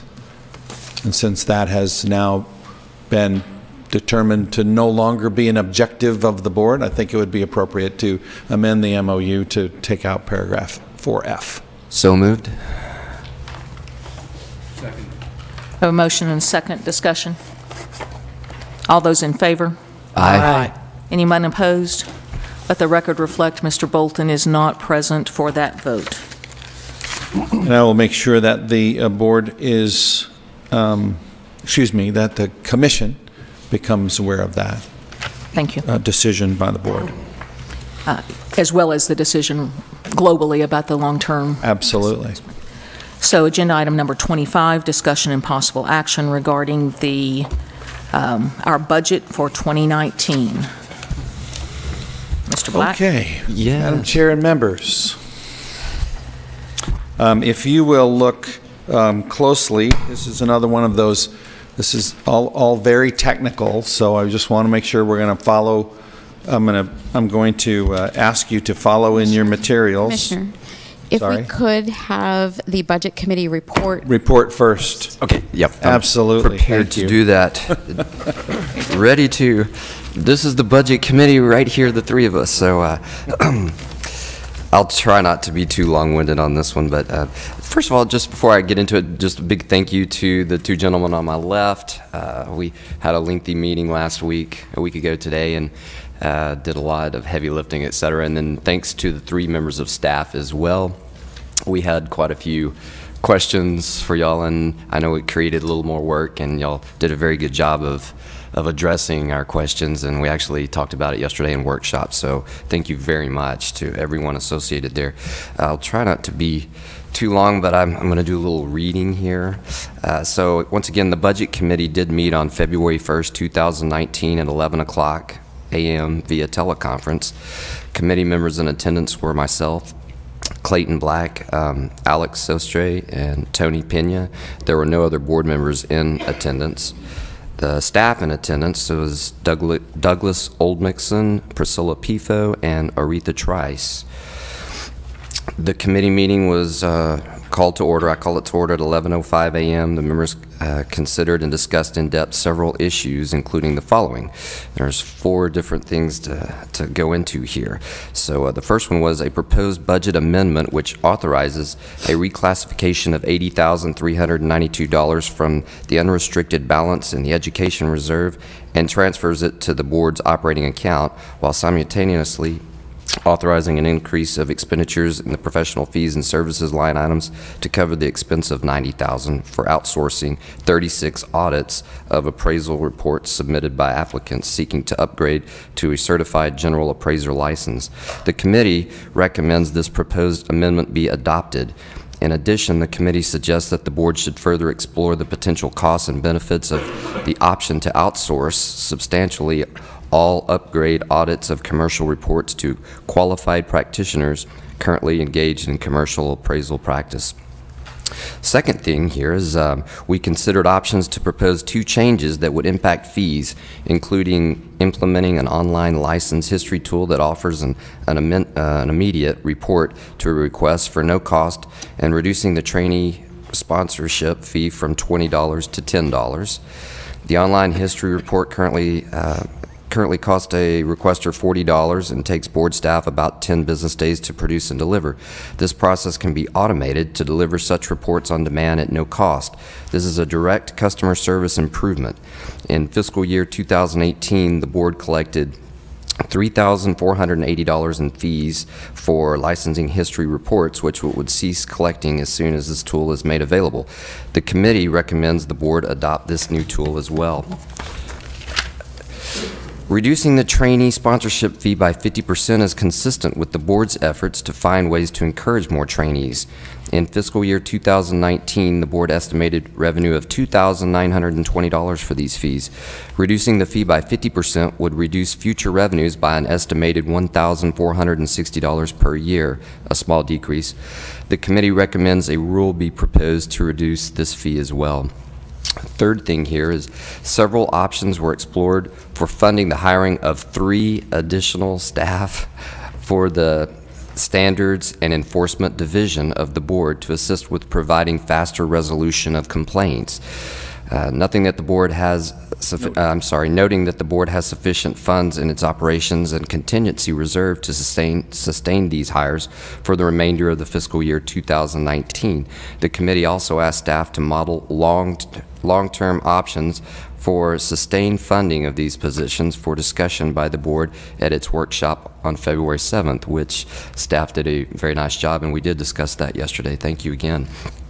Fourth thing here, finally, the committee discussed several options for the potential use of just over $1 million in funds currently allocated in the long-term facilities master plan, which has now been renamed to the, yes, Customer Service Reserve Fund. There we go. And yeah, okay, I'm going to skip that part. All right, this was something that we really stressed, and I want y'all to hear that we heard the Sunset Commission loud and clear, and the three of us stressed this to staff, and they also heard it as well. But it was the opinion of the committee that the highest priority should be given to funding of alternatives that directly address the reduction of call wait times and other direct customer service enhancements. Goals to reduce application and complaint processing times are both consistent with the directives provided by the Sunset Commission. But once again, the most critical item is achieving a rapid response to calls and emails. So we heard that loud and clear, and definitely it was conveyed by all three of us. Staff was asked to provide an analysis of costs associated with options for prioritizing board calls, which they've done. Staff committed to provide analysis and modeling for additional options for consideration at the board's workshop as directed by this committee, and once again, they did a fantastic job of doing that.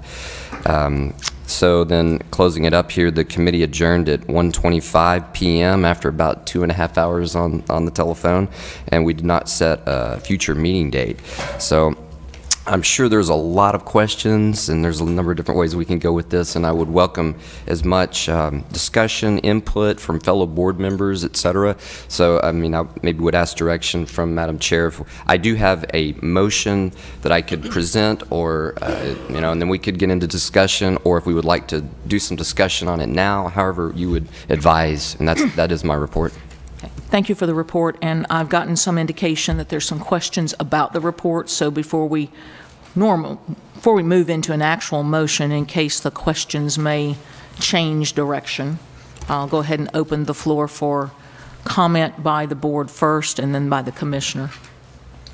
By all means. Clayton, I was just listening, and I was asking about, you know, there was a comment about fee reductions, and we discussed that yesterday, I believe, and how was that changed, or? So the question or concern was that one of the recommendations by the Budget Committee was to consider fee reductions, and there was a concern by some of the folks in the workshop session that maybe that was not appropriate considering the level of customer service we've been able to provide and the ongoing need for revenue. I'd like to go on the record as being opposed to any fee reductions at this time. Okay. We can. As well? I think that it was a fee reduction in something to do with the trainees, and that it was, the purpose was that it might be viewed as an impediment. And I think it was $10, correct? No. While it's probably not a significant amount of money, I think I would have to agree with Board Member Bolton that any reduction in any fees may not be an appropriate at this time to consider. When you think about the amount of new staff that has been discussed about being hired today, and moving forward, yes, we are going to take some funds and rededicate it to customer service, but I don't think those funds are going to last us very long when we talk about the number of people we want to hire to achieve our goals.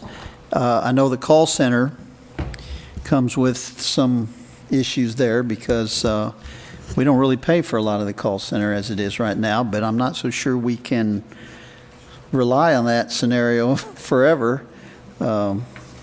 And I know that the significant number of calls probably don't involve appraiser stakeholders, but I just don't think it's a good time to be cutting any fees at all at this time. That's and we're just talking $10. Well, I know, Right, but at this point. Yeah, that's fine. And I really don't feel that that's what's impeding trainees right now, based on my experience and discussion with a lot of them. Commissioner, if I might add, as a part of the Budget Committee, I think the element of fee reduction and adjustment has more to do with the longer-term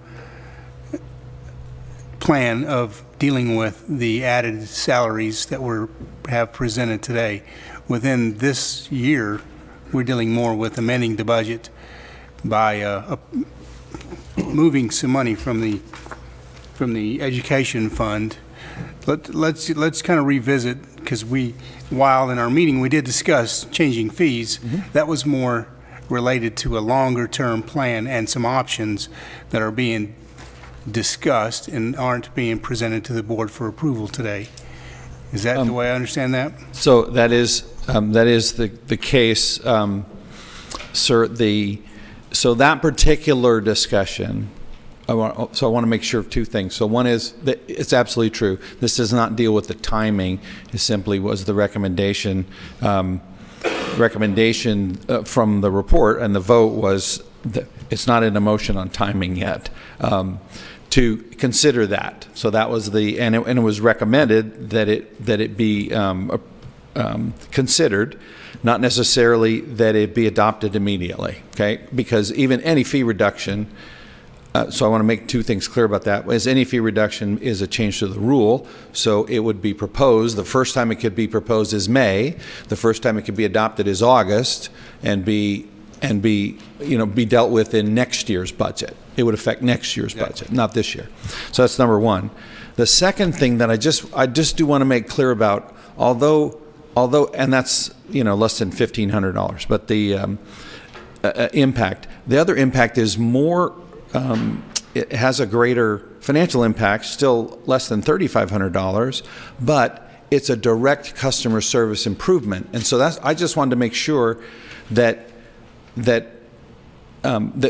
right now I've asked the staff to take this, to prepare to implement the online service that right now takes our staff 10 days to do every time we get a request, okay?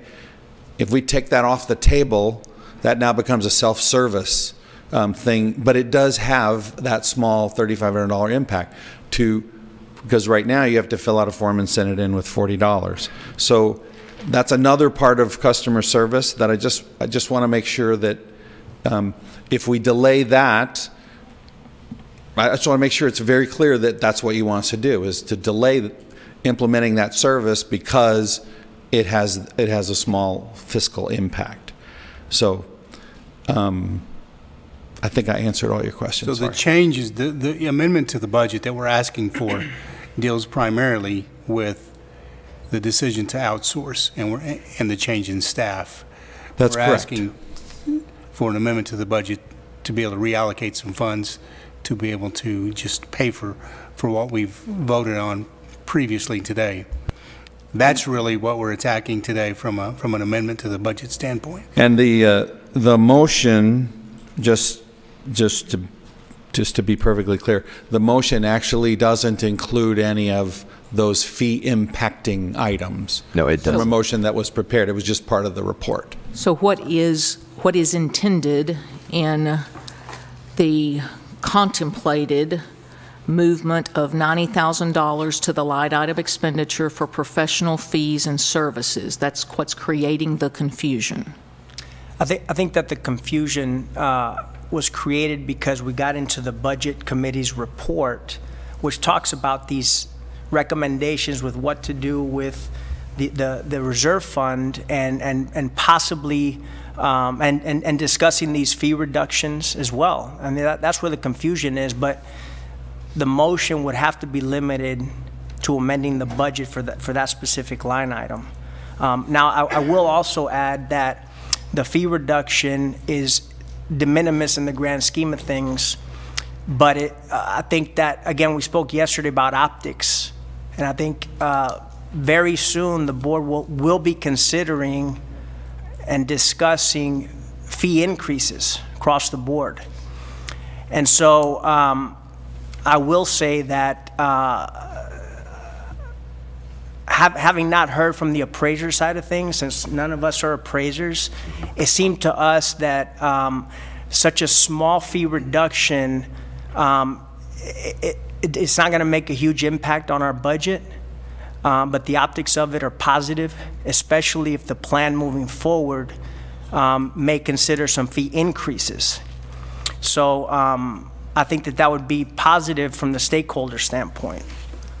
So, obviously that discussion is yet to be had, and we'll talk about it, and I'd love to hear what the appraisers on the board have to say about it. But from our standpoint, looking at it in the scheme of what are we going to do with the reserve funds, what's the long-term plan of how to deal with the funds that we're going to be using from the reserve fund, it didn't seem like it seemed like a positive alternative from the stakeholder standpoint. That's kind of how I looked at it. I think that's how that was definitely our logic during the committee meeting, because we're going to propose some things of raising fees. Well, to echo what Alex is saying, well, this was an opportunity to lower it. It's only $3,400, but the optics, once again, it does appear that we're going to raise potentially quite a bit. And we would like to hear from the appraisers, as Alex said, how, we talked about it yesterday, but go ahead, Chance. I can certainly appreciate that, but I think it's important that we as a board kind of have a cohesive plan that is unified in our purpose. And right now, that is to fix customer service issues and improve that efficiency and get back on track so that we can serve those appraisers. Now, I think it's important that everybody realize, probably from the early stages, maybe from right now, that's going to take some sacrifice on all parts.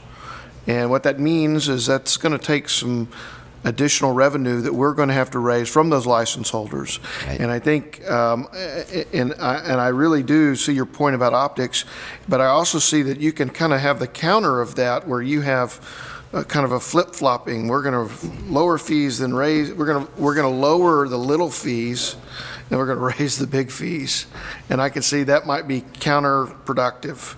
I think we're fine with going with that direction as well, too. I mean, it's a small amount. I think the important thing, and I think the optic that is important, is that we have a good, like I said, cohesive, unified plan that is a path out. And that's what, as an appraiser, that's what I'm looking for. Yeah, and I think I'd say on behalf of the Budget Committee, our goal today is one thing, and then we will, as we begin the process of developing the budget for next year, then submit to the board, whether it be in the actual board meeting or in another workshop or both, just a plan to not just run out of this reserve immediately, but to use it and utilize it in a long-term fashion, in conjunction with, some revenue adjustments. But that's a plan that we will submit, so long as it's, the Budget Committee will meet again. I'm sure we'll have another either face-to-face or teleconference to just continue to build on the options that were provided by the Commissioner, because we have, at this point, just it's preliminary as to how to manage this $1 million.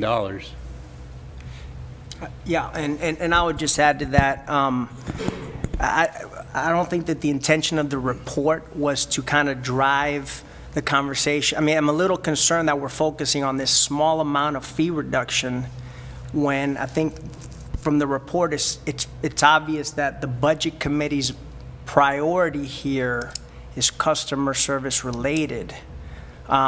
So this cohesive plan that you're mentioning, I think that we're all on board. I think that the report clearly indicates that. But I think I'm simply saying that there's a small fee reduction. It's distraction to exactly what you're talking about. But it concerns me that we're focusing so much on it, because, I think that we will need to consider, to the extent possible. Can I help us? Can I help us so that we can move forward? Because I think we're all saying the same thing. Right. Let me be clear about the reason the $10 fee reduction became a focus. Is there is a proposed motion in front of us that has language in it that says professional fees. I hear you all saying we are considering, or as a committee considered, an alteration on fees, but that's not part of what we're talking about today. Is that correct from your perspective? Yeah, I think so. I'm a little, so what motion are we Okay, talking I haven't really made the motion yet, So- but we're, We have Has asked. a motion been made? Or? No, there has not been a motion made, but there's a recommended motion on the dais because it is multifaceted. And I asked staff to help our budget chairman be sure he covered all the points associated with the direction the staff would need to move forward. That being said, Mr. Black, I might make a recommendation that you expand bullet point number 2. yes. To say not including any fee reductions, so that if there's any confusion, which I'm now being corrected, that that's not appropriate. Well, no, Madam Chair, all I would mention to the board and remind the board members of, and the commissioner can weigh in on this, is that any fee reductions, I believe the Budget Committee is expressing their intent that those would be considered as part of the budget development process, not as a part of this motion, which any is specific the amendment clarity to I'm the trying to make. I think so, too. 2019 budget. So that's the clarity I'm trying to give to everybody here.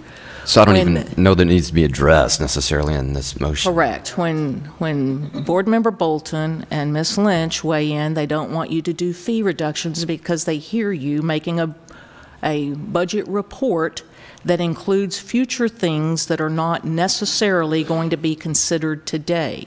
But because the motion that's going to be considered today has the words professional fees in it, I'm concerned that when the motion is made, that we will be right back in a long-term discussion about what that means. And so I'm just trying to get us there. Certainly, I have no problem at all with amending, adding on there, not including any fee reductions. I don't see any problem with that, but. So let me, again, pause and ask, Commissioner, you've already made the statement that you can't reduce fees without changing the rules, and I think we follow that, so that's going to be addressed at a later time anyway.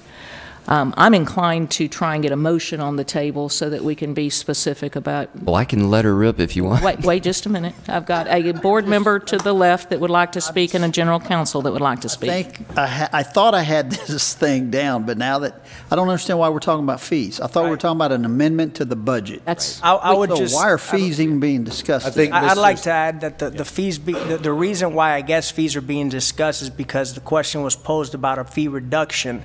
The only mention of fees that should be related to this motion is that the actual line item in the budget that we're amending says professional fees and services, but it has nothing to do with the reduction of any fees paid by license holders. Now we've said it trainees. 3 or 4 different ways. I think we're all saying the same Does that thing. make sense? Because that's the way that's my understanding of it. It might be helpful to look at page 255 in your materials.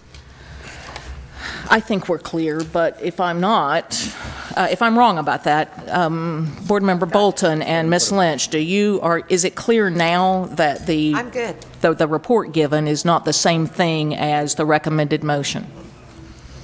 Okay, we are on page 255. Was that the request, General Counsel?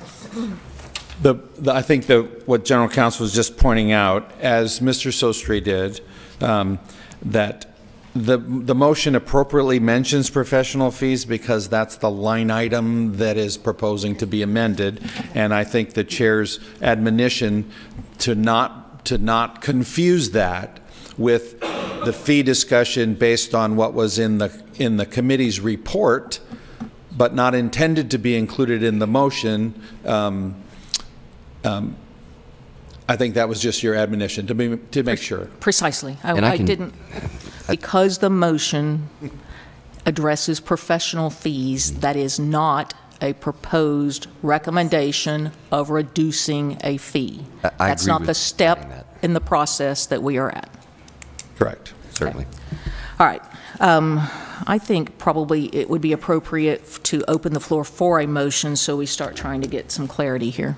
All right, Madam Chair, I'll throw this out there, and thanks to staff council for forming this for me. I mean, it basically put in words what we've all been trying to do. So I move that the board approve the following amendments to the fiscal year 2019 budget for the purposes of outsourcing appraisal review services for certified general experience audits and complaints against certified general appraisers and hiring additional enforcement staff consisting of the reallocation of $80,392 of unrestricted funds from the education reserve to the fiscal year 2019 revenue, add $90,000 to the line item expenditure for professional fees and services, not including any fee reductions though, to reallocate $187,208 from the current operations and contingency reserve to fiscal year 2019 revenue, and increase line item expenditures as needed in fiscal year 2019 for anticipated expenses to hire 3 new staff members and outsource appraisal review services for complaints against certified general appraisers. I'll second. Wait. Do we need to add the request for the call? No, that will be handled separately. Okay. Just one small addition at the end. Outsource appraisal review services for complaints against certified general appraisers. And then I'm sorry, I apologize. We've already covered the experience audits in the first 2 portions. So no amendment necessary? Correct. We have a motion and a second. All those in favor? Aye. Aye. Aye. Anyone opposed? The motion passes unanimously. As it relates to agenda item number 25, there was an additional discussion associated with the calls for TALCB, including options to potentially establish a TALCB phone line with staff to answer the TALCB calls. Do we want to take up that business today? Yes, we do. And our contact center director is here and ready to present options. You heard them in detail yesterday, but he can address them today for everyone's consideration, and then there is a proposed motion as well.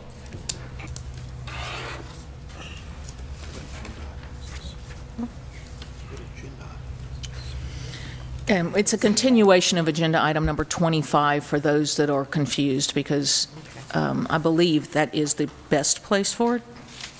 It deals with budgetary issues. Good afternoon, Madam Chair, and for the rest of the board. As the Commissioner mentioned, I will be referring to the supplemental memo that was given to the Commissioner and Deputy Commissioner that we went over yesterday in the workshop that outlines the 3 different options to handle the calls for the TALCB. The 3 options were, option number 1 was to separate the TALCB line, which is the 3001 line, from the TREC line completely. How this will work is the TALCB customers will call the 3001 line, and the line will go directly to a TALCB employee's desk phone.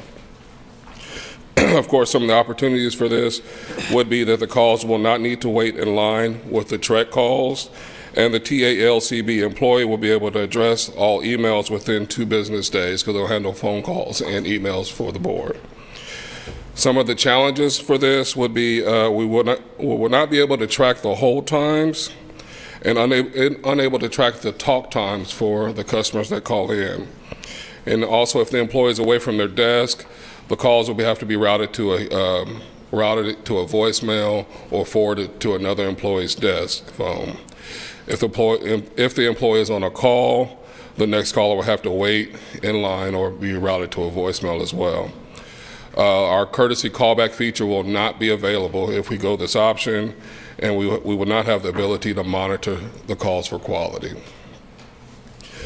The cost for this option would be $40 per hour, and our Department of Information Resources estimates about 4 to 6 hours to complete this and test it before it's into production.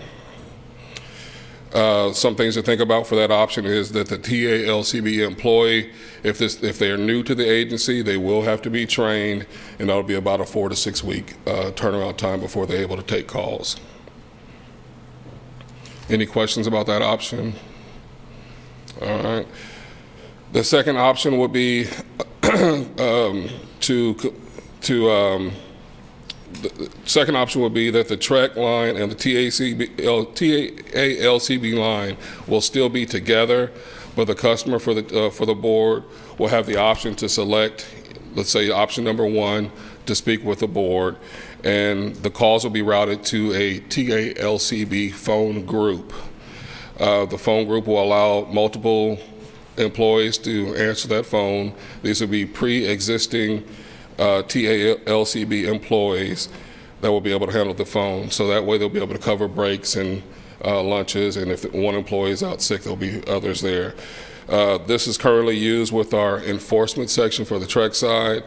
They have a line that's dedicated for just them. Some of the drawbacks to that would be that the courtesy callback feature will not be available, and we will not be able to track the hold times or average talk time for these calls.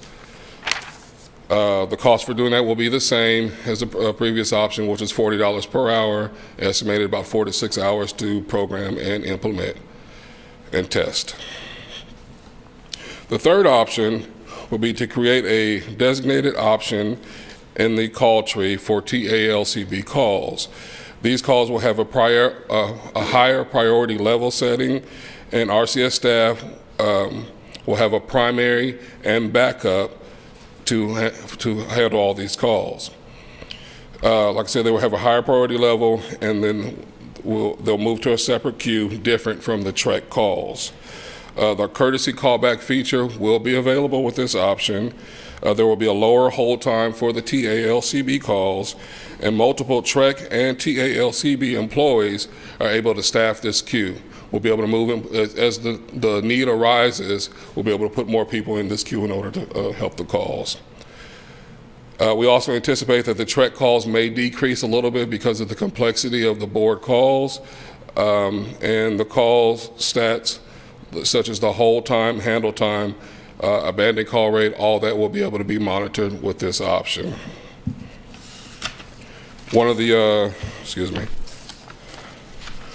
challenges with this option would be that the TREC callers may press the incorrect option and get into the board line, but then we'll advise our staff to transfer those calls back to the TREC side. And the cost for this will be the same, so $40 per hour, and DIR estimates about 4 to 6 hours to complete this task, and that includes implementation and testing. Thank you. Any questions? Are there questions? Thank you, first of all, for putting these three together. And this is something that we wanted to see, and we asked, so we really appreciate it, just to get that out there. I think we had talked about 3, but I just really wanted to say thank y'all for doing this, putting it together, letting us review it.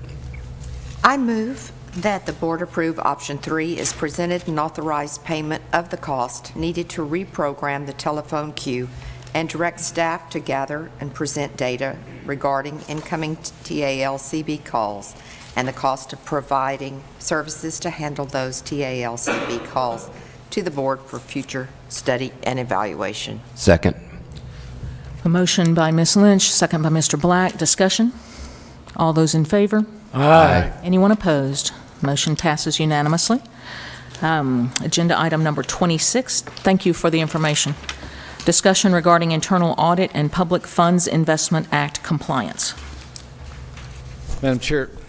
Commissioner? Madam Chair and members, normally it'd be Ms. Pifo talking about this, but she hasn't recovered and appeared yet. So this is just to let you know, we always provide you with copies of all audits and outside reports or reports that we either receive or send. In this particular case, we this is it's a required annual audit of the public funds investment because this board does invest funds with the Treasury Safekeeping Trust. As you can see from the report, and I'm very happy to report that there were absolutely no findings. We do everything perfectly in this regard. Okay? I'm happy to answer any questions. Are there questions? Hearing none, we'll move to agenda item number 27, discussion and possible action regarding legislative recommendations. I need to pass a few things out. I'm sorry. We'll allow that. But if it has, you know, you guys have stretched us today, giving us information and asking us to analyze and decide. Okay, thank you so much. Tony Slagle, Deputy Commissioner. I just wanted to address or report on item number 27. Thank you. About the legislative, potential legislative initiatives. Pardon me. So obviously, the thing we're focusing the most on is sunset. We, as of this morning, I haven't checked this afternoon, but as of this morning, we still did not have a bill yet. But we have produced a list of possible legislative initiatives. We were asked by Senate Business and Commerce staff to come up with a list, and we met with them and discussed it. And then upon request by the executive committee of the board, I reached out to Eric Wolmer and the FACT board of directors to talk to them about any potential issues they could see with this, with the understanding that that we would be the vehicle to which to get these done, because most of them that we'd be moving forward on are sunset related. There's a list of several things here. Not everything is of priority. I think some of them just logistically may have to wait. But I did want to point your attention to at least two items. One is not on the list, but I'll reference it. It was referenced in the Enforcement Committee report. But the one that is on the list is the very first 13 on page 2, which is to reduce the time frame and issue a license to allow the peer investigative committee to review appraisal experience work files. Currently, statutorily, they're only authorized to deal with complaints, and this would broaden their authority and provide another tool in the toolbox by which we could utilize to get application processing down. And the second thing that would be related to sunset, specifically related to sunset recommendations, was the recommendation by the executive committee to delegate approval of agreed orders and surrenders to the chair and pursue a statutory amendment that would allow the board to delegate approval of these matters to another board member at the chair's discretion. That would also need to be a statutory change. So I know you guys have seen this list a couple of times. I didn't know if you had any questions about any of the items on it before I moved on to my second thing I wanted to discuss.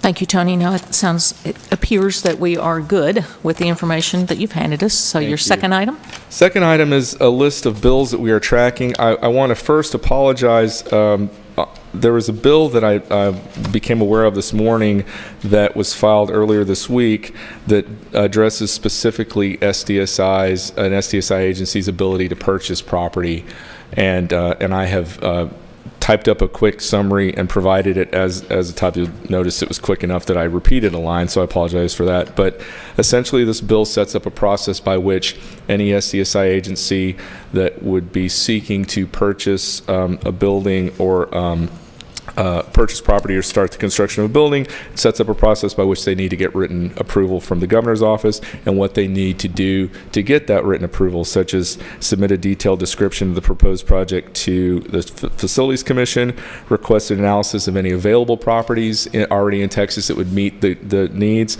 and then provide both of those to the governor along with any amount of money required to complete the project.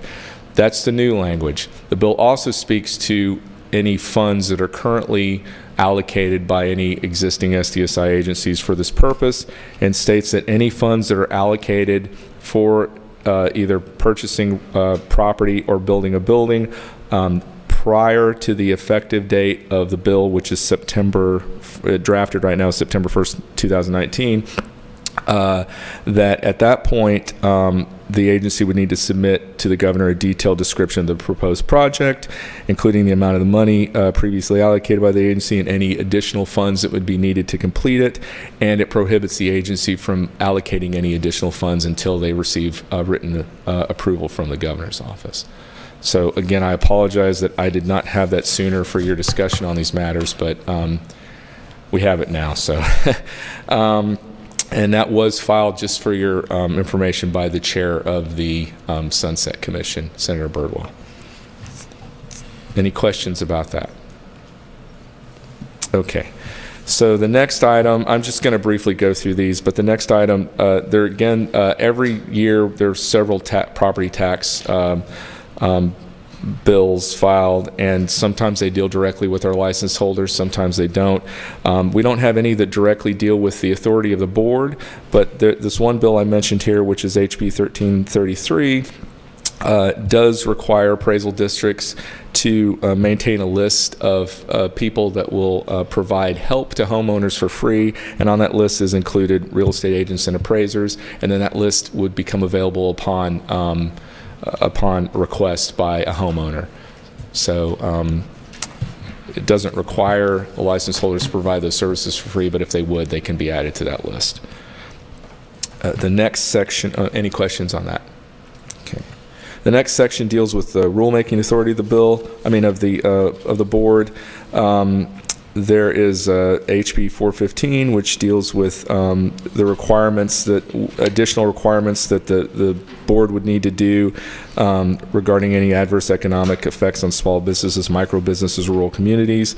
Essentially, it would require what we already provide in the preamble. We'd have to post a separate notice of that in the register and provide a copy to the standing committee of each that we have authority over us, so that would be licensing and administration and Senate Business and Commerce. The next bill, which is SB 122 by West, deals with, it requires any agency that before they adopt a rule that they inform the author of any legislation that gives the agency rulemaking authority that the rule is going to be adopted, and deliver a copy of the proposed adoption to each member of the that has involvement in any of the legislation. If at some point the proposal and the adoption differ before adoption, then it also requires that each legislature get a copy of what those differences are, and it also requires the agency to inform the member of any public hearing in connection with it and invite them to participate. So, and then finally, if the legislature disputes the legislative intent of the rule based on that, it would go, and the agency has a different opinion, it would go to the AG's office for clarification, and the AG's office is to, I'm sorry, let's see, I apologize, not to take effect until the AG's office issues an opinion that determines the rule as finally proposed for adoption is consistent with the legislature's intent. So, anyway, again, I don't want to read all this because I know it'll take time out of the meeting, but the third bill on that, under that section, is SB 444 by Perry, and that prohibits a licensing agency from adopting any rule that has an impact on someone's religious beliefs or their exercise of free exercise of religion. The third section deals with bills relating to the licensing authority of the agency. HB 218 repeals the requirements that a state agency deny or revoke a license when someone is delinquent regarding repayment of their student loan. That's currently a requirement that would repeal that requirement. The second one is HB 574 by Dutton, which prohibits the completion of deferred adjudication community supervision period from being used as the basis for denying an otherwise qualified individual for a license. HB 1153 by White, which would require the agency to prepare a list of offenses directly related to the duties and responsibilities of each license, and then in creating a list that's got specific things that are required and prohibits certain things based on that list. And HB 1342 also prohibits the state agency from denying or revoking a license based on criminal conviction unless the conviction is based on a crime directly related to the license. And then finally, the bill is HB 1116 by Ray, which provides a statute of limitations regarding a suit filed because of an appraisal or appraisal review conducted by an appraiser or an appraisal firm, and it limits that to the earlier of 2 years after the date the person knew or should have known about the facts in which the action is based, or 5 years after the completion of the appraisal. That is the fact bill, yes. So, any questions on any of this? I will, as I did last session, I will provide monthly updates to anybody on these, as well as any new bills that come in. Please feel free to call me, contact me, email me about any questions that come up or anything you hear or any concerns you might have going forward. Thanks for the update, Tony. Continuation of agenda item number 27, the legislative recommendations. I do believe we need some authority granted as it relates to legislative session. If you can see the summary there in your materials to facilitate the discussion with the stakeholders and staff and members of the legislature regarding proposed changes in 2019. The board has previously appointed a board member to serve as a contact person for the proposed legislative changes. The contact person may be called upon to meet with the stakeholders, the staff, or members of the legislature, or to testify before legislative committees. The board appointed the chair to serve in those roles in 2015 and 2017. We need a recommendation for a contact person. Madam Chair? Mr. Jeffries. Under the idea of having some flexibility, I move that the board appoints the executive committee as one of the executive committee at the chair's discretion as the contact person for proposed legislative changes. Second. We have a motion and a second. Is there any discussion? All in favor? Aye. Aye. Anyone opposed? Motion passes unanimously. We are moving to agenda item number 28, which was previously handled, I believe. And so we will now move to agenda item number 29, discussion and possible action regarding a process for approval of new or changes to the TALCB forms.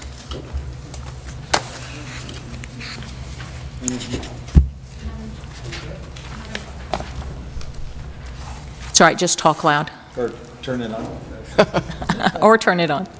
Madam Chair and board members, before you on your dais, you should have received a draft policy memorandum that would reflect a policy change regarding the process for approving new forms or changes to existing TALCB forms. The policy memorandum lays out that new forms or changes to existing forms required by a change in state or federal law is an administrative function, and that to implement such changes, the board would delegate, under this policy if adopted, authority to prepare any new forms or make changes to existing forms to the TALCB staff. The policy further spells out that new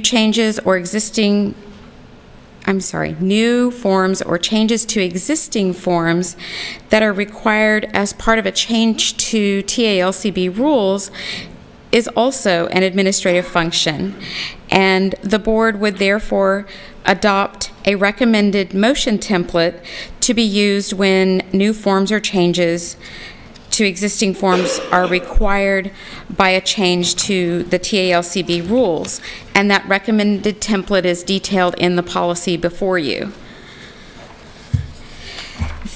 The policy also details that the board would delegate authority to the staff to make any technical or non-substantive changes to existing forms, including but not limited to formatting or style changes or error corrections to the TALCB staff. The policy clarifies, however, that the creation of any new forms or substantive changes to existing forms that do not fall under one of the delegations made in the policy must be approved by the board before implementation. And if adopted, that memorandum would be effective as of the date it is signed by the board's chair. Policies before you. Are there questions?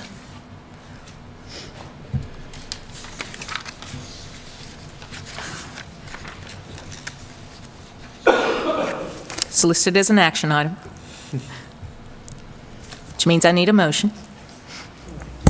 Madam Chair, I'll give this a shot. I move that the board approve the recommended motion template as presented for the change of any forms, new or existing.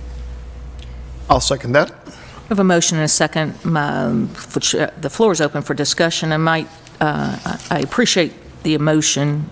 Would we be just accepting or creating a new policy with this? Yes, so a possible motion would be to accept the policy memorandum or adopt the policy memorandum for new forms or changes to existing TALCB forms as presented.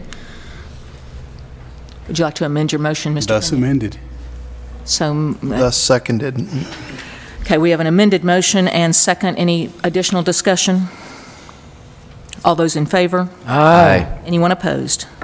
Motion passes unanimously. We are to agenda item number 30, future meeting agenda items. My notations include evaluations. Thank you, Madam Chair. And what I've called what I have now named the blue chart, and that those would simply be utilized. The evaluations needs to be probably submitted to committee for recommendation to the board at the next quarterly meeting. The below the line items, if it's acceptable to the board, I'll work with the staff to assign those as necessary to the appropriate committees and come up with some timelines that seem reasonable, meaning I don't expect we'll be able to handle all of the below the line items at the very next quarterly meeting, but sometime over the course of the next year, we'll try and prioritize those. Are there other items that need to be considered on a future agenda? Did you say the evaluations would go to the enforcement committee? I said it needed to be handled by committee and brought forth. Enforcement has been handling it. Yes, it was an item that the enforcement committee tabled to a future meeting. Yeah, I intended to bring that up as we developed our agenda for the next meeting, with anticipation that we would also be presenting that at the next full board meeting as also. Are there other items that the board would like on a future agenda? Is there anything staff recognizes that I might have missed? All of the above, right? Okay, agenda item number 31 is schedule future meeting dates. I believe we are currently slated for our next quarterly meeting to be May the 17th. Madam Chairman, Mr. Bolton. I have no objection to the date. It's come to my attention that there are various members on this board that have a preference for an earlier start than 10 o'clock to accommodate their travel schedules in the afternoon. So I'm wondering if I'm going to make a motion to start the May 17th meeting at 9 a.m. There's a motion. Is there a second? Second. Discussion. Madam Chair. Mr. Jeffries. I am against that motion. I think that 10 o'clock is a reasonable start time. It allows the folks that come here in a commute kind of vein to avoid some of the early morning traffic and probably facilitate some folks to come into the meeting that might not otherwise be interested in an earlier start time. So I would oppose the motion.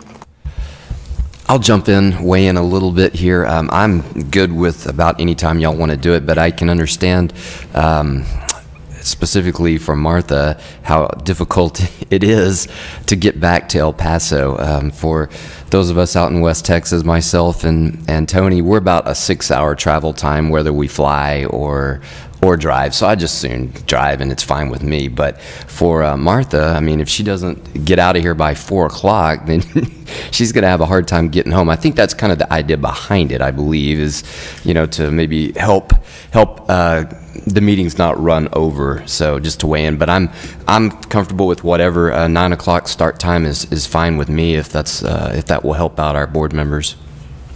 Well, I can do either way. It's just a long couple of days.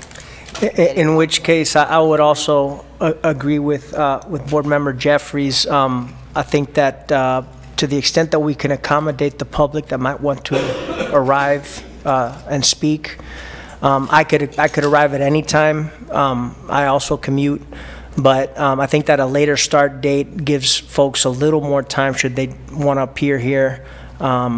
So for those reasons, I would also oppose the motion.